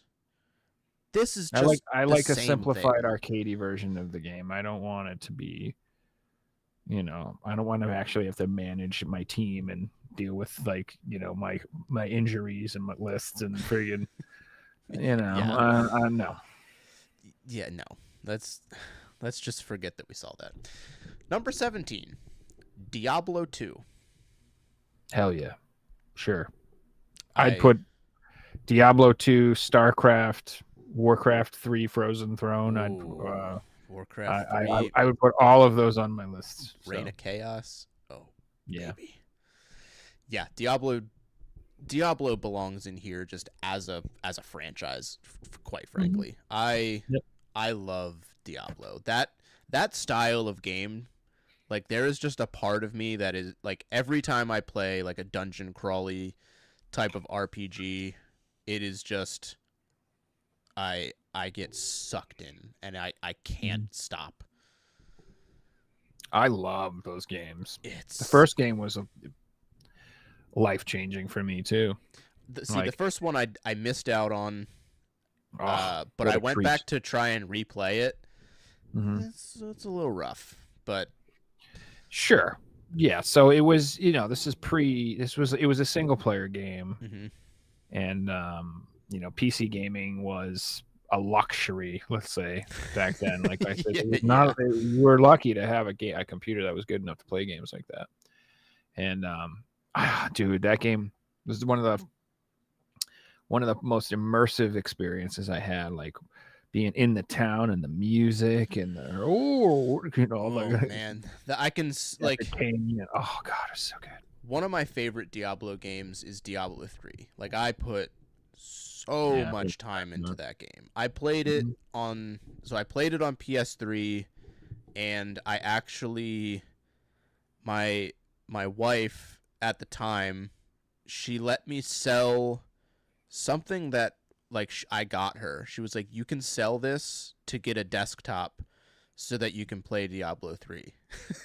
So I had this like janky desktop that I got off of Marketplace so I could play Diablo 3 on PC, and it was like, whoo, this is my new religion, baby. This is it. This is peak. I will never get higher than this. And boy, Diablo, just chef's kiss, definitely 100%. I'm cool with it. Number 16, Red Dead Redemption 2. I haven't played it yet, but like Figsy says, it's like one of the greatest games ever made. I played it. I'm not like with these kinds of games like Red Dead Redemption and Grand Theft Auto and stuff like that, like the Rockstar games, like I'm my time with those is up. Like if I didn't have a family and I had all the time in the world to play whatever game that I choose, maybe I would have a different outlook on these, but like there's just way too much content in these games for me personally. Like I'm somebody that I need to see progress in my games to like hold my interest, cuz if I'm just doing like all of this stuff and I just see like 2,000 side missions that I have yet to do, I get overwhelmed and I get like anxiety about it. I'm just like, I will never be able to do this, and I just lose interest. And I'm like, I just need to put it down now before I get too far. You have to get over the completionist viewpoint of those games. I have a similar problem where I'm like, I must do all the things. I must have completion. There must be nothing left on my map. And like I've gotten over that as I've gotten older. I'm like, fuck that shit. I got things to do. Yeah. I don't give a crap. I'll do that for a while, but then when I'm like near the end of the game, I'm like looking around. I'm like, I don't care that much anymore. Let's just beat this thing. Let's get out of here. Yeah, so, I can see this game belongs on the top 50 because this game is just huge. Really good. So. It was one of those games that everybody played, even people that aren't like gamers played this game, and it was good. People who bought the Wii for Wii Sports, but like they like this one. Yeah. I mean, it belongs. Number 15, The Witcher 3. Okay. I've never played The Witcher 3. I don't even think I've played a Witcher game to give any sort of input into what a Witcher game is, if it's good or not. Yeah, I haven't played them either. I heard they're great. Oh, I'm glad I'm not alone. I watched the TV show and I thought it sucked. I hated the TV show. It was awful. Thought it was trash. It was not good. Because I saw everybody talking about, even people that aren't into that style of like of show or movie, they're like, oh my god, it's the best thing I've ever watched. And I was like, okay, I'll give it a try. And we watched like 2 or 3 episodes and I'm like, this is so bad. Why does everybody like this? To be fair, for 3, the game, everybody says it's great. And everybody says I hear that it's really good, but everybody says the DLC is like the best DLC that's ever came out ever. Yeah, I will respectfully decline to say if Witcher 3 belongs on a list or not. Number 14, Street Fighter 2. Yeah. As a fighting game, this is the one. It's a pretty good one. These characters have like Street Fighter 2, Mortal Kombat, King of Fighters. Yeah, I don't mind any of these being on the top list. 100%. I played Street Fighter 2. I still like have a soft spot for it, even though I wouldn't say that I love Street Fighter. But if I'm like, oh, Street Fighter, you mean like Street Fighter 2, like that's the one I go to. All the other ones, that's no. But Street Fighter 2, yeah, 100%. Sure. Fantastic. I'd put it on my list. Number 13, Doom, the original Doom. So, like we talked about earlier about, first persons with, you said Duke Nukem and Quake. I mean, Doom, I think in reference to all time, yeah, Doom, you can play Doom on a pregnancy test. Like, I Blood and those other games, that'd be my personal list. Yeah. You wanted me to pick like most influential of all time in a general sense, Doom would be on the list. Yeah. Yeah. Number 12, World of Warcraft. Sure. I mean, this game stole my soul for 4 or 5 years. So I've never played World of Warcraft. I am terrified. It's digital heroin. Terrified to play World of Warcraft because I have been known to get sucked into this style of game, and I can't do it. I look back and I feel like I was tricked. Like I honestly, like I really feel like someone gave me heroin without telling me what it was, because I had no idea. My introduction to that game was that the girl I was dating at the time, her brother had an account. He was playing it, and I was watching him play it, and I was like, "That looks fun." And he was like, "If you want, I'll let you make a character on my account." And I was like, "Okay." And then I got fucking hooked on that shit for years, bro. He gave up playing after like 6 months, and I just took the account over and started paying for it. And this is mine now. Just couldn't stop, man. Like that game was, I was in deep, and that game is tough because or games like that is because once you've sunk a lot of time in, you have that time sunk fallacy where you're like, I can't stop, because then that makes the last 1,000 hours of my life pointless. But at some point you need to just cut the cord and be like, you know what, it is pointless. I need to stop doing this. So fucking get out of this thing. I feel like at this time period, you either played, if you were into these games, you either played World of Warcraft or you played RuneScape. I was in the RuneScape category, and when I tell you I put time into RuneScape, I put time. Oh yeah, I don't want to know how many hours I put into it. Like, I don't want to know. No. I don't want to know. Because, dude, this was when you could finally talk to people on a landline. Before there were like internet chats. I would sit there with my neighbor, and I would have the landline on speakerphone, and we would talk to each other while we played RuneScape. And we did that for years. And then it was the best time of your life. It evolved into us like getting laptops, and we would be in the same room watching like a movie or a show, and we would just be playing RuneScape. And you nailed it. It's some of my most cherished memories gaming ever. Yeah. 100%. World of Warcraft. I fucking loved every goddamn second of it, man. And until I didn't anymore, until I thought the game kind of got lame. Yeah, I mean, I still dabble in like old school RuneScape because it's the 07 version, which was what like prime time playing. But I have to stop myself because I'm like, look, this is a game that relies on certain things to exist. If I sink all of this time into it and it goes away, I'm going to be very sad. So let's get our distance now so we don't get heartbroken later. Yeah. It's not me. It's not you, it's me. Type of thing. So I would put this on the list because it was a phenomenon. But again, all time, I don't know. Like you bring up a good point. So let's say like someone's like, I'm going to look at this best games of all time, and World of Warcraft's on the list, and then they go and they play it, and it's the new expansion, And it's like, what the hell is this shit? And I'm like, yeah, well, that's not what I'm talking about. World of Warcraft Yeah. to me was the original vanilla game, I or think Burning Crusade, or it's like these old versions of the game that don't exist anymore. So I mhm. don't know if you can put them on a list because they're they're ever changing, ever evolving. The form they're in now is the only thing you can judge them in. Yeah, I think they belong in their own like category. It has to be like this. Mhm. It has to be left off of these kinds of lists and put into a whole separate list because Like we could call it like life destroying games.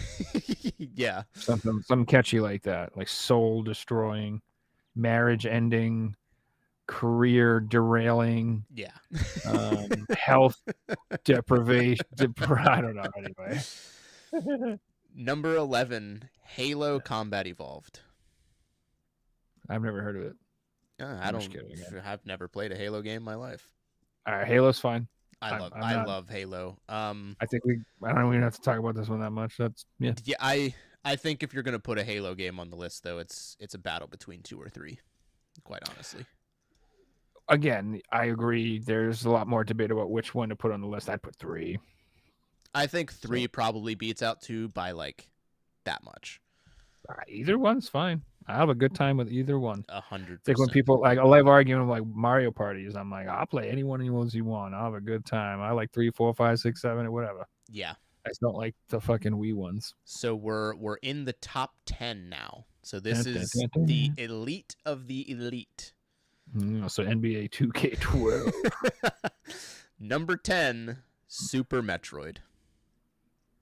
Okay. I mean, it's definitely on my list. I'm okay with it even being. I don't know if it would make I don't know if it would make my top 10, but it would make my top 50. I have played very little bits and pieces of this game. That's a fucking good game. This was one that like I just never like Metroid as a whole was one I just never like caught on to. I played Metroid Dread and I enjoyed it. I haven't beaten it yet, but I did enjoy it. And Super Metroid I've gone back and played a couple of hours here and there. I never sat down with it and gave it like a proper play. But I know it's important. If you had gotten it on Super Nintendo back in the day, man, you would have been thrilled. Yeah, I know its importance. Like, this is the Metroid game, and goes hand in hand with Symphony of the Night. This is Metroidvania. The Game Boy Advance games are fucking awesome too. I hear they're good as well. Yep. I think the Metroid. I like. It's funny enough. I like all the Metroids except for the original Metroid. Yeah, the original one does not feel great.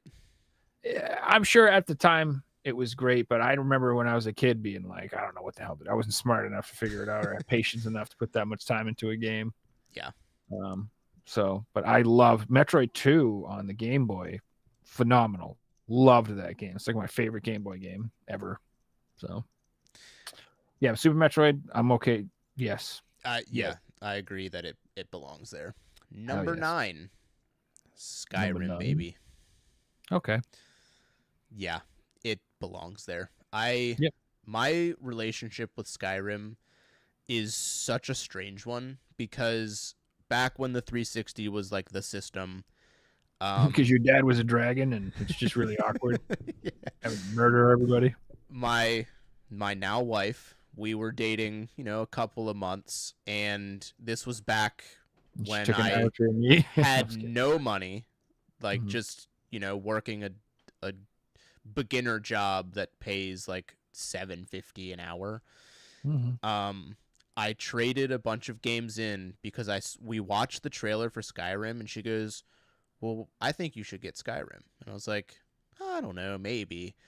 And we went and took a bunch of stuff to trade in, and I got Skyrim and the strategy guide for it. And I went home, and we sat down, and she played whatever on her phone, and I played Skyrim, and I was like, okay, dude, this is gaming, baby. Yeah, Skyrim is that damn good. Skyrim is one of the few games that, like, even to this day, I'm like, I would play that again. 100%. I'm like, I've never done it as one. I've never played as a thief. I've never played as a fucking bow only, like an archer. Yeah, There's always different ways to play it and it's different paths to take, and yeah. it is definitely like the definition of like Mm-hmm. transcending time. Like this, I mean, you can play this on literally any console that you can think of, and you're gonna get pretty much the same experience on every single one. Supposedly, there's an Oblivion remake coming out, I did hear and about I've that. never played I Oblivion. haven't played Oblivion So either. Skyrim was my first Elder Scrolls game. I think it was mine too. Pretty sure.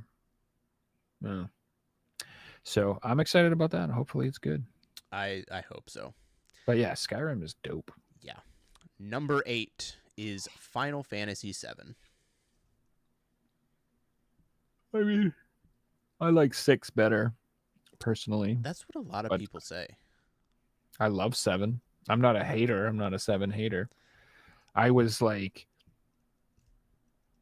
freaking out in anticipation when I saw 7 and I wanted to get it like more than life itself. And that's one of the reasons I got a PlayStation 1, which was kind of a big deal for me in my life. If you didn't know, so I like PlayStation. So No way.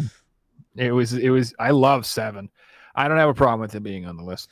It's expected. It belongs. I played 7 like probably around release, and I I think actually maybe not around release, but when PS1 was like probably on its way out, I played Final Fantasy 7, and I remember I dropped the case and I broke the last disc, so I could only play the first. Disc 1 and 2. Yeah, It's the best two. But disc 3 sucks compared to the first two. So yeah, but this, I mean, in terms of story for a game, like like I cannot believe that this was a game. Like the story to this game was from like the PlayStation era. Like storytelling like incredible. that was like, what? I think the music too is Yeah, I don't know, might be the best soundtrack. it's up One of the there. best soundtracks ever It's up created. there. It's Like the definitely up there. music in 7 is just holy shit. And that's one of the big reasons I enjoyed the remake so much. Mm-hmm. I got like emotional when I heard the certain themes in the music playing, and I'm like, oh my god, does this take me back? But I could replay the original and have the same thing. And I prefer the compact storytelling in the original than the bloated. Yeah, I can ridiculous. agree there. And again, like the pixel art is just it's charming for me. Mhm. Like with these Yeah. kinds of games, it just adds a charm that I don't get from modern RPGs or like even Mhm. like polished RPGs. Well, there's another thing too that so voice acting, as much as I think it's cool and I like it, um, the old games where there was no voice acting, where I just had to read everything, I feel like I connect more to the characters because I have to voice their Mm-hmm. voices in my head, Yeah. and I have to like bring them to life in my imagination It's the to same enjoy way it. like people read books and then they see a movie and they're like, nope, that's not so and so. Correct. And so when you're reading a book, you are focused and you are paying attention and you're using your mind and you're imagining it and you're hearing it and you're doing all this effort to enjoy it.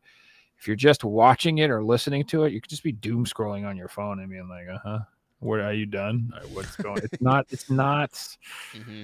It's harder to focus and connect with the characters. And Especially also now in a time voice where actors, they're goofy. A lot of them, like when I read stuff in my head, I was reading it very seriously. yeah. Like I take the story serious and I would read it serious, and the way I was saying it in my head was serious.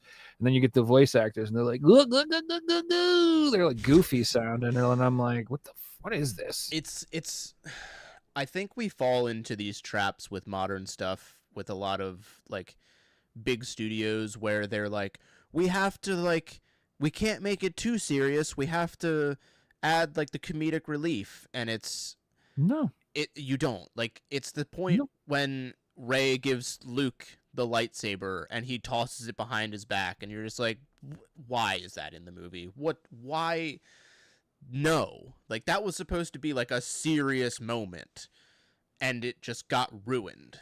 And I feel like when you do that in a game that's supposed to be pulling you in and bringing you like to basically live the story, and you have these like unnecessary comedic like tones, it's just kind of like, oh, like it didn't hit as hard as that point should have. Yeah, Jar Jar Binks syndrome. It's like this story about the Imperial Senate taking over a planet and trying to plot murder to kill the queen, and then he's just like, "He's on me!" Oh, you're like, "Get out of here, bro!" I don't know. It's just ruining everything. Just go away, Dude. I gotta say, this top 10 is some hefty, hefty titles. Okay. Number 7, Metal Gear Solid. Fuck that game. It sucks. Shite. That guy Hideo, he's a scrub, a hack. Oh man, I'm just getting that make people mad. No, really good. I'm fine with it. Yeah. I'll allow it. So I played it, back in the day, and like revolutionary game back in the day. Like the thought of a boss knowing what you're gonna do and you have to switch controller ports is something that I could not even fathom happening. And you play it today and it's still just as good. Like even if it's in outdated like camera scheme and stuff like that, it is still so easy to pick up and just lock in because the characters are just wildly like over the top without being like over the top, if that makes any sense. Yeah, it was semi-serious. Like even if it was a little cheesy, it was still trying to be serious, which is the charm of like the PlayStation 1 era. Yeah. Is that like it's a serious tone, but it's not done the greatest way. So it's a little cheesy. So it is kind of funny, but it's meant to be serious. Yeah. So it's different. I love God, I love PlayStation 1. It's a close contender of like one of my favorite consoles of all time, if not close to being my favorite console of all time. The graphics are rough. I can see a lot of people like they hate that generation. They don't like the N64 or the PS1 really because So the N64 I can understand. The PS1 though, like even if it's not like super pretty, good ones and bad ones. Yeah, you do have like some ones where you're like, this is not a hit. But then you have like Metal Gear Solid and Resident Evil where you're just like, you know what, this works. This is fine. Yep. A lot of good looking games. I would love to see a remake of this game. I think that if they really took their time and did it right, this would be a wild remake. Sure. I think it would be so insane. I'd agree. I think it would sell well. Yeah, 100%. Number 6 is Half-Life 2. Hell yeah. Yeah, I mean, in terms of like PC games, especially, like if you had a PC and you played games on it, you played Half-Life 2. Yeah, I'm playing through Half-Life 1 right now, so I'm probably gonna play 2 again in a little bit. Yeah, so, I love those games. Yeah, these are easy go-tos, 100%. I heard 3's coming out soon. Yeah, definitely. I hear it's actually coming out tomorrow. Any day now, I've heard. I heard it's going to be a Switch 2 launch title. Yeah. That's why they put that mouse feature on the Joy-Cons. For Half-Life 3. Confirmed. 3. Yeah. Confirmed here on the show. Breaking news, guys. Yep. It's going to be a Switch exclusive, actually. It's not even going to be on PC. Yeah. Right, this is just nonsense. Go ahead. What's next? Number 5, The Last of Us. Meh. Fuck that game. Yeah. Doesn't even belong.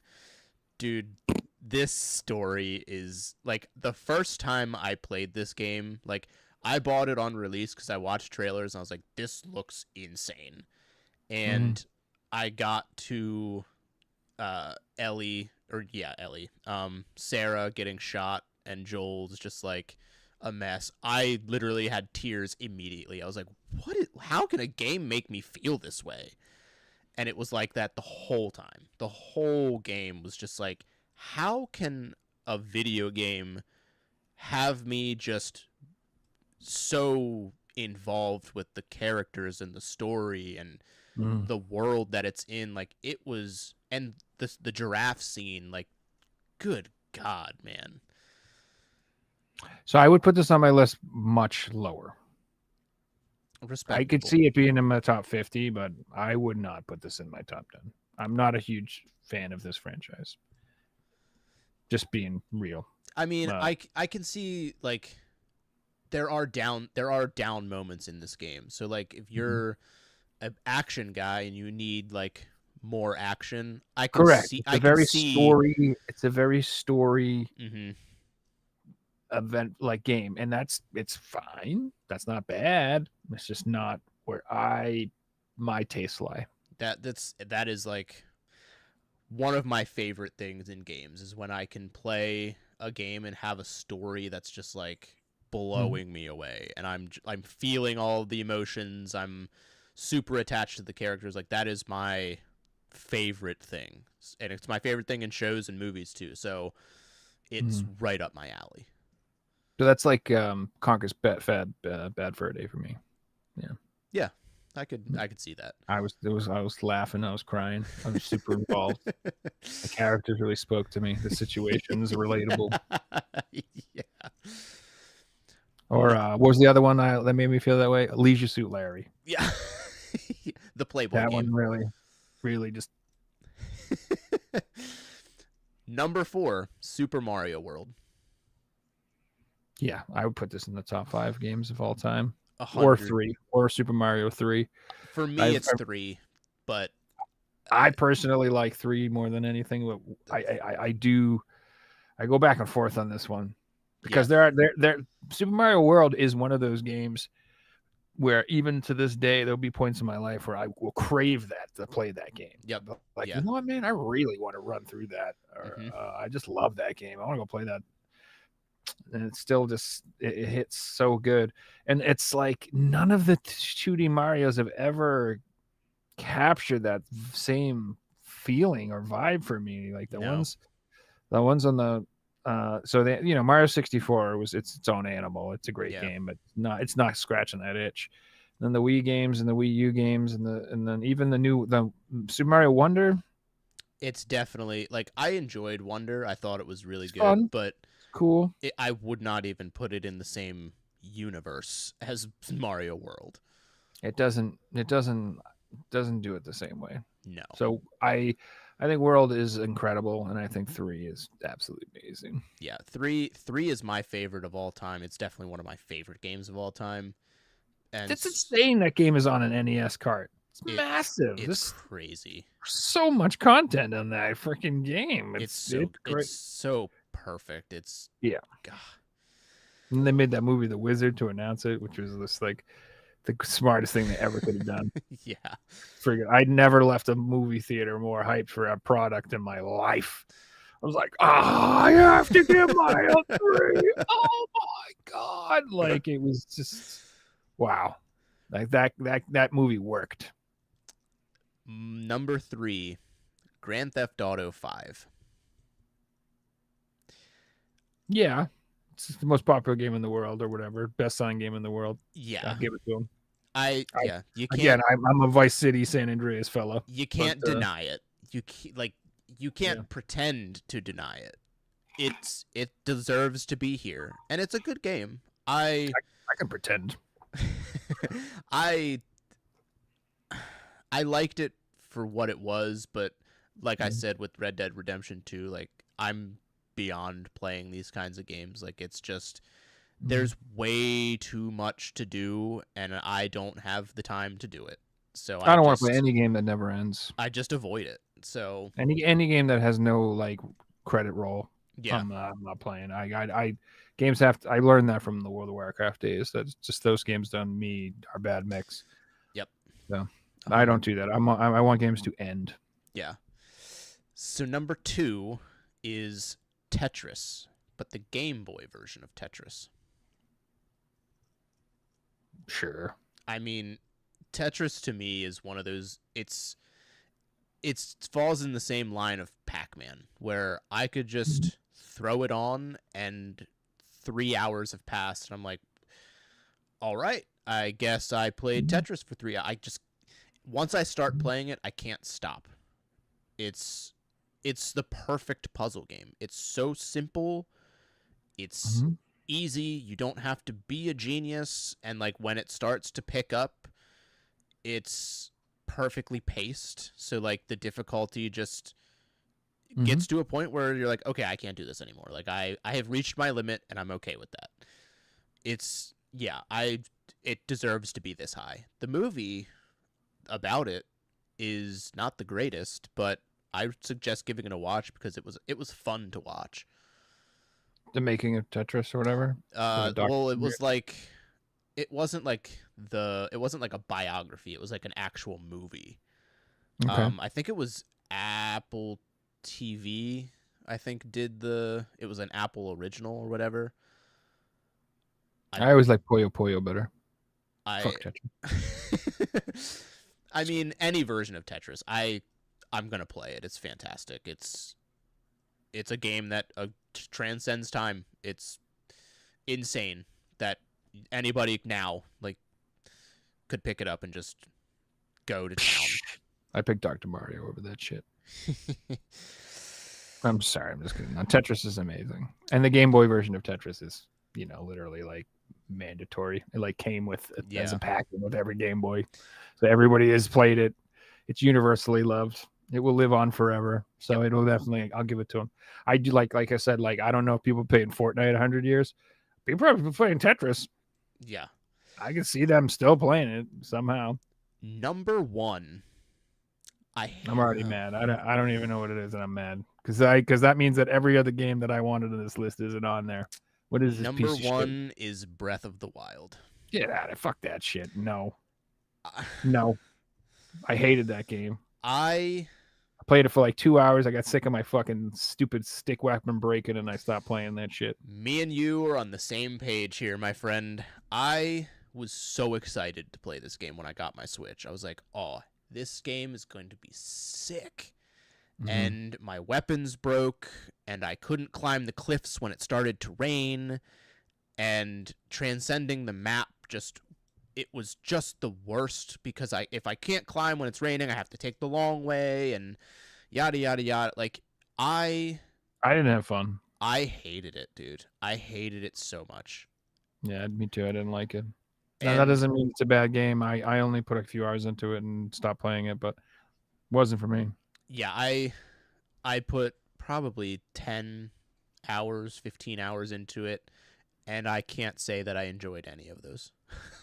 I hated What the I way ended that up you doing did the is puzzles too, like with the tablet and like you learn different things like you would lift the blocks with like I hated it. I didn't have fun. I don't I don't know. It's just for me personally, it wouldn't even be top 50. Not even it wouldn't make close. my list. It wouldn't even be But on my list. as a whole, with I know how massive this game was, I guess it deserves to be on here. Sure, and everybody's number one game is going to be different for different reasons. I let my sister and my niece borrow that game, and they loved it. They put like 200 hours in it. They was like Yeah. their favorite game of all time. They absolutely loved it, and I know a lot of people who absolutely love it. And I'm sure that if I actually like got over the fact that if I went in there with a different attitude, knowing what I know now, I'm sure I could enjoy the game and have fun with it, and I'm sure Possibly. it's great. But it's just again, I'm in a situation with you where I look at games and I'm like, oh, there's 1,000 hours. No, thank you. Yeah. No, Move on. I'm gonna try to go once you see a shmup, and if I don't do it in an hour, I'm gonna stop playing games and go do something else. Like I just don't.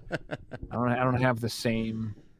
I don't know. I can't like no life games like I used to. No, When I was a kid, I could put on an RPG and fucking sit there for 10 hours straight. yeah. Just forget to eat, forget to do it, just play game. I can't do that anymore. Like after No. like 2 hours, I'm like, all right, I Shut gotta this do shit some. off. Yeah, I gotta do I'm gonna something play with the else. dog. I want to get a drink. I want to stretch. I want to talk to my girlfriend. I want to watch a movie. I want to Yeah. I want to whittle some wood. I want to paint my French girls.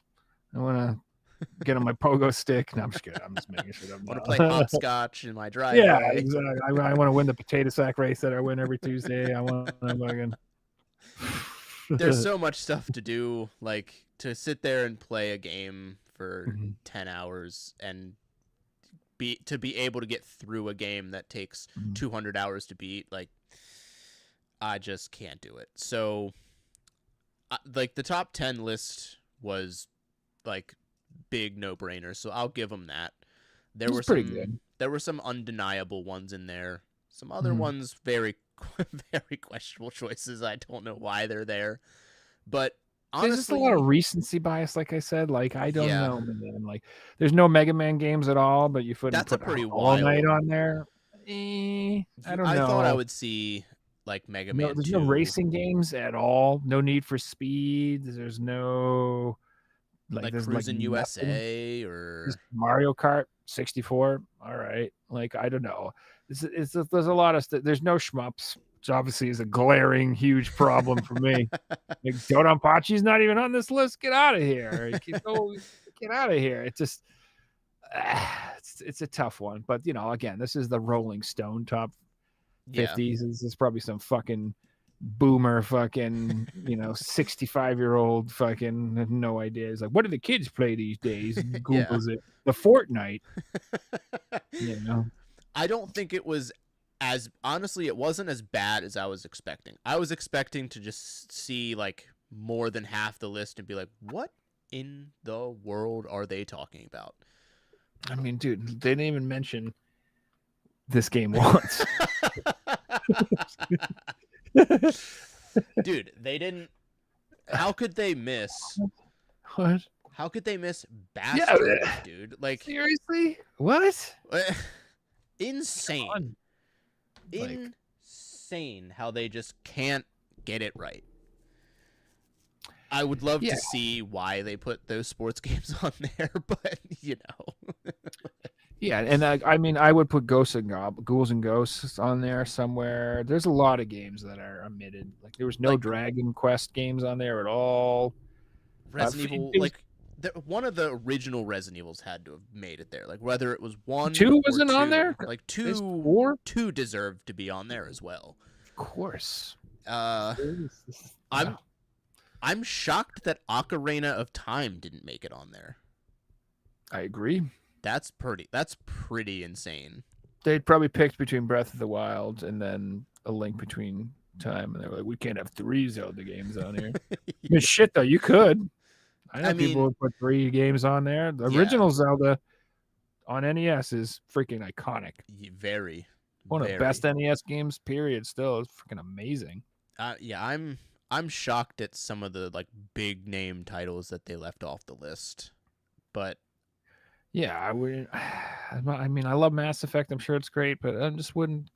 Like I said, I feel like this list has a lot of recency bias, which is why I said it's clearly made by someone younger than me. Yeah, that just didn't, go through it the same. Like Donkey Kong Country's not on here. Really? Yeah. Really good game, man. Yeah. Like, I don't know. No Fantasy Stars. Psh, I don't know. Yeah, I feel like you'd With probably no Legends of Larry now that I'm thinking about it. What the hell?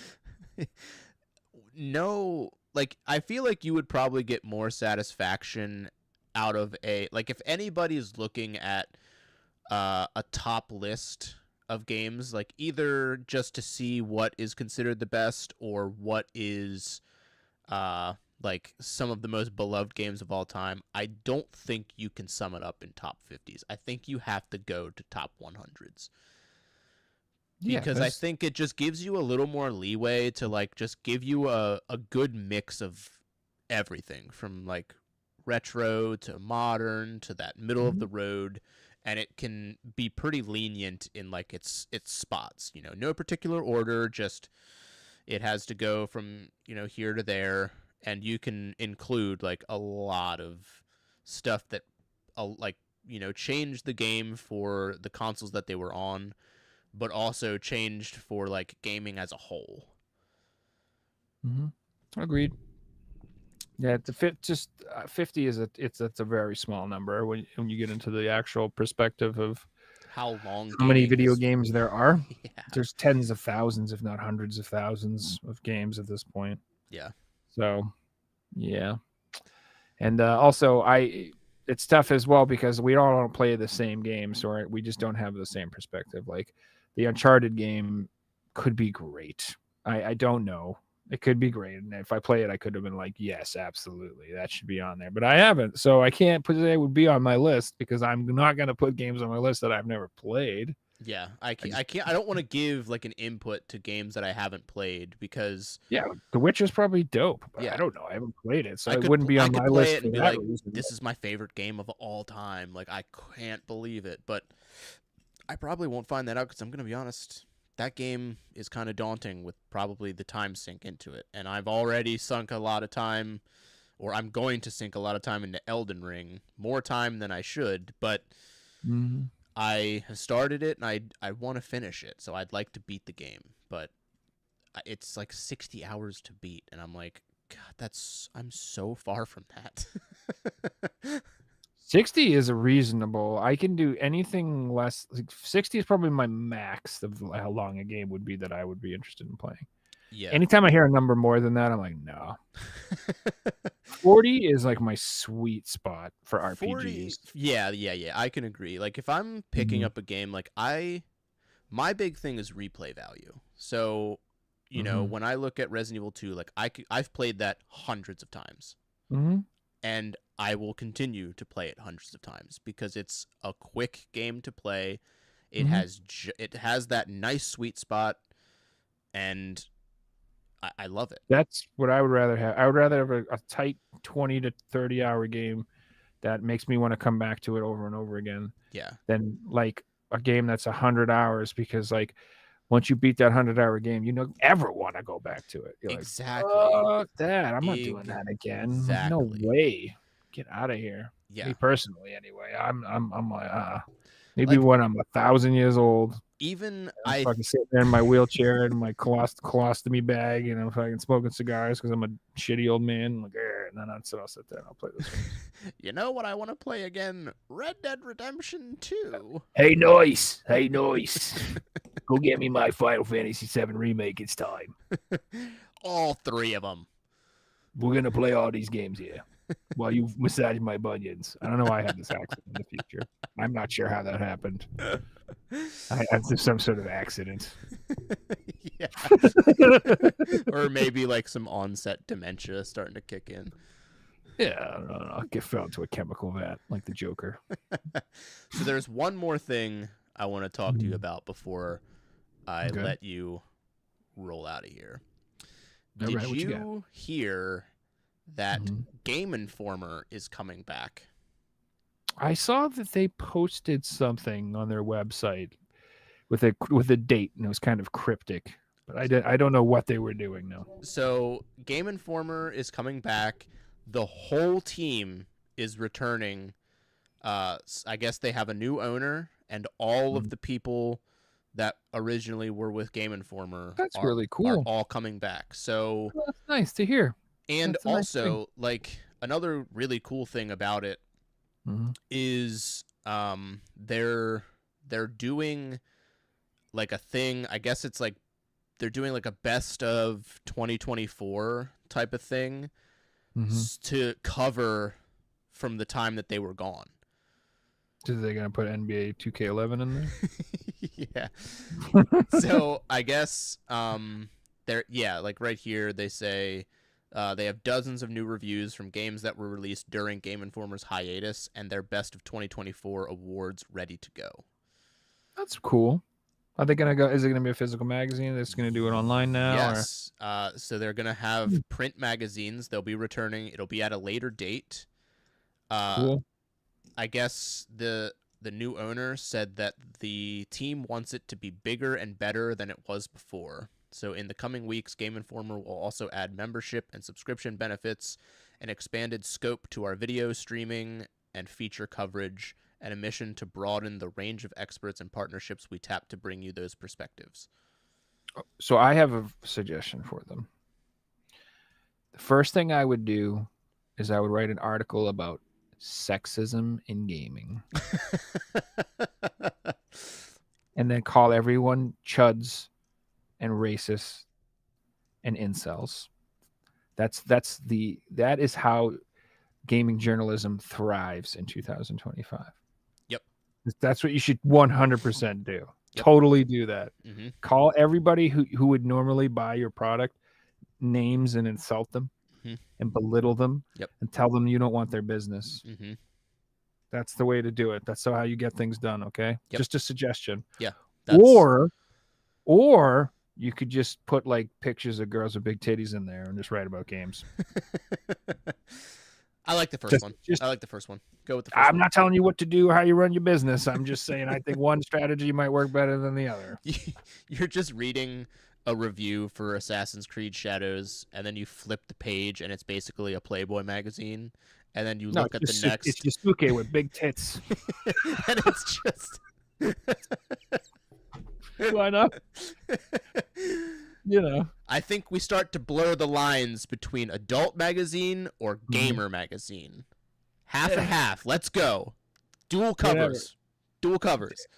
I mean, I can show you some gaming. I mean, I have the PlayStation Magazine swimsuit edition where they drew Lara Croft in bathing suits and crap like that. I mean, it was, back then they realized that mostly guys played games. And it was a simpler time because they would just market towards guys. And now, to be fair, there are lots of non-guys that play games. There are lots of girls and stuff who play games. But they just segregate them from the stuff. Like make like cozy game content and keep the titties out of that. That's all. But if the game's not primary, the primary role of your game is you're supposed to blow stuff up, bloat it up, make... It's probably for dudes, and you should just put boobs in it. I'm just saying. Yeah. Smart thing to do. So apparently, the new owners have insisted on the idea of Game Informer remaining an independent editorial outlet, and they felt just as strongly as our team did that the only path forward was with an editorial group that made 100% of the decisions around what we cover and how we do so, without any influence from them or anyone else. So this could be a really good idea. This could be if that group of people huge. Is fucking nuts, then it would be a terrible idea. So hopefully if they're normal human beings with common sense, then that sounds like a great plan. I think it has the potential to be huge. I think it could really turn the corner for like gaming journalism, like as a whole. Good. I hope it needs it. I agree, because like there are very limited sources, and I feel like all of those sources all are just ones that you don't want to. And the digital business model is dead. It's dying. The whole digital business model was our product is free, but we'll sell ad space, and that's how we'll all get paid, as long as people are clicking on our website and we're reading it. But like Google has decided that that's not longer going to be a thing, and they're not even going to like you just ask Google questions, it just shows you AI answers. It doesn't even you don't see on the first page a link to another website. Yeah. So all these websites, no one's going to click on their stories and go to there anyway, and they're all going to die. So I think going back to an actual physical magazine might be the only way to survive. It's like going back to a physical model is the way to do things. That's I'm all about. I like physical media. If you can't tell, I'm the same way. I like holding something in my hand. I want magazines to be printed. I want movies to be on DVDs and Blu-rays. I want games to be on the disc. I know it's an unreasonable request that I would like my game to be on the disc and complete and functional. I know I'm an old timer that wants such an unreasonable request as the physical product that you sell me be like functional, but I would like that to be the standard. I want people to start appreciating the ownership of their stuff, and I just prefer it that way. And I think it's a better business model. And I think if you can build an audience and find people who have the mindset that I do, you'll be much more successful in the long run trying to cater to people like me and trying to grow that community than trying to survive in the digital wasteland overwhelmed by a million other people doing the same thing. So Yeah, I think if you it, Game Informer now, like with its resurgence and its coming back, I think you just start to target that like core gamer audience rather than the general gamer audience. there's different markets to capture, and I don't mind anybody going after those, but just don't forget about this market.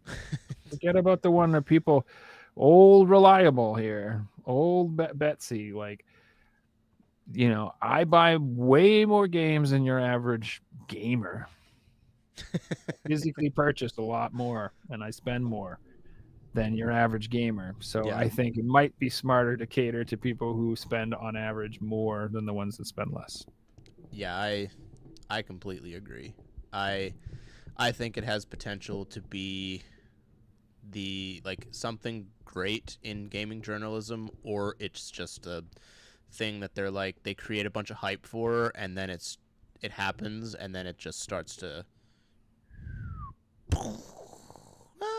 Hey, I'll take a look at it if their prescription, if their subscriptions or fee is reasonable. I'll throw $20 a year at it or whatever it is, or whatever 30. Depending on what they're asking for the magazine. Yeah, I'm down. 100%, 100%. I We wish them luck. there's one guy in the chat here that he's Mm. been coming to my Elden Ring streams like pretty much every time I stream. So Nice. I'll throw his question in here before we wrap up. Sure. He says, "What do you guys think about emulators?" I fucking love them. I I personally don't use emulators. I'm weird with downloading that kind of stuff on my computer now just because I don't trust anybody or anything on the internet, especially. So Mm. I don't know. I've downloaded way too much on family computers to learn. And I don't have the want to go and uh learn like what's safe, what's not, what you can load, what you can't. Like I've looked at it for sure and I'm like maybe now's the time, but then I'm just like, I just have a game collection I can play instead. So I just go that route. I don't have anything against emulation. I think it's really great, especially for, preservation as a whole. I think it's very important. And that's pretty much my thought process on it. I'm a huge fan of emulation, and so like for example, like I cannot physically collect everything, and I can't afford everything, and I don't have space for everything. So I like made a decision a long time ago to like I don't collect carts. I have my childhood cartridge collection, and I have some Super Nintendo. I have some cartridge stuff, and I have old systems. I have a Genesis, Super Nintendo. I have all that stuff. But it's boxed up, and I don't actively collect for it because I find it personally incredibly hard to justify the expense when I can store the entire NES library on a 64 gigabyte, like a tiny little card. Like I could fit the entire every Atari game made on a 10 megabyte. I can have it all, and those games don't require like the most sophisticated emulation to run well. Now, is it as good as original hardware? No. Yeah, Is it? Are you gonna have like lag problems? Yes. Are you gonna have problems with the music? Yes. Are you gonna have weird graphical glitches that don't show up in the original hardware? Yes. So it's not as good as original hardware. I would never be like, oh, it's just as good. You're totally fine. No, it's way better to have the original hardware. But for me, it's a convenience issue. So I really like it for that. And then also, it's just like my PSP. I have all these handhelds, and I don't constantly have them all charged. So a lot of the times when I'm like, oh, I want to play a PSP game, my shit's dead.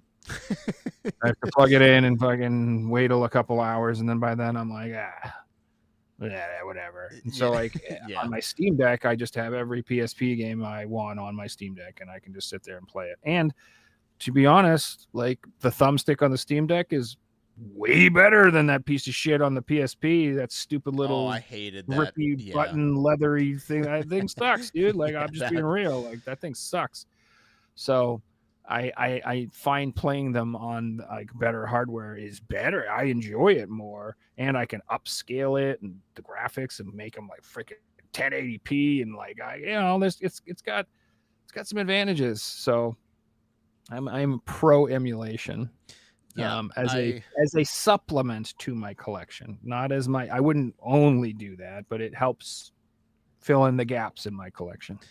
Yeah, I think that's where I would probably like take my dive into emulation, is if I am looking to finally play like one of these crazy expensive games that are like, $1,200 or something to buy, and I'm like, clearly I'm not going to go spend $1,200 on a video game. That's absurd. Especially to try it out. Yeah, I don't even know if I like it. Yeah, so like Popful Mail on the Sega CDs are really good, but are you going to spend that dough just to find out if you enjoy it? What if you don't? Yeah, then I have to worry about reselling it and recouping. Like, no, absolutely not. I will just dive into like doing an emulator for it and call it a day. And I like after playing like some emulation like things like the Nintendo Switch Online, I can't play that anymore because I've taken some time and played on my original hardware, with my daughter, showing her the original Marios and stuff, and the lag really bothers me now. Yeah, it sure does. It drives me insane, and it used to not drive me insane. I used to be able to just pull up Mario 3 on my Switch and be like, just pass some time and play it and have a blast. But now, like that I've gone down and actually like put it in my console and played it, I'm like, oh my God, I can't. No, absolutely not. And I make mistakes based on that lag too. So I'm just like, I can't do it anymore. Yeah, but if you're playing Dragon Warrior 3, yeah, that who cares? Yeah, crap. Yeah, that doesn't, or Final Fantasy 7 or whatever. Yeah, like sure. Then it doesn't matter. But a platformer where you need precision, it like it does. It's and my biggest beef with emulation is fucking audio problems. That drives me more crazy than anything when I'm listening to it and I'm like, my bullets in Contra don't sound right. That drives me crazy, like, because I'm like, I know that sound I'm hearing is too high pitched and tinny, and it should be like a more beefier tone, and the audio is not right. That stuff drives me nuts. Yeah, because it's like I can't get it out of my head. I can't unhear it. So. Yeah. Well, Joe. Yeah. As always, it's been a fantastic time having you. I love coming on your guys' show and talking to you, and it's always a pleasure. So where can people find you at? So I'm at Joe Rad Official on the old YouTubes. I am Joe Rad 18 on the Twitters. I am just Joe Rad on the Instagram. If you want to find so we do the shows typically Thursday nights on my YouTube channel. We also broadcast on Figsy Games' YouTube channel. When Reggie's on, sometimes we broadcast to his channel too. So you might see us on multiple places. But if you want to come find me, it's on Joe Rad Official on YouTube. And then if you sub to me on X and Instagram, I will show random pickups on X sometimes, and I post when the show is going to be. It's usually on Thursday nights at 10 p.m. Eastern or 9 p.m. Eastern. This week we have Double Dragon 912 coming on. And then next week we have DG 2009, the PlayStation girl. She'll be coming on. So we got a couple really good shows coming up. So if you want to come and hang out and watch, come and hang out and watch. You know that if I can, I will be in there telling you how much I love the NES. Hell yeah, goated, best system of all time. Top 50 list should have been nothing but NES. All that should be on there, baby. All right, guys. Until next time, we'll see you later. Night, guys.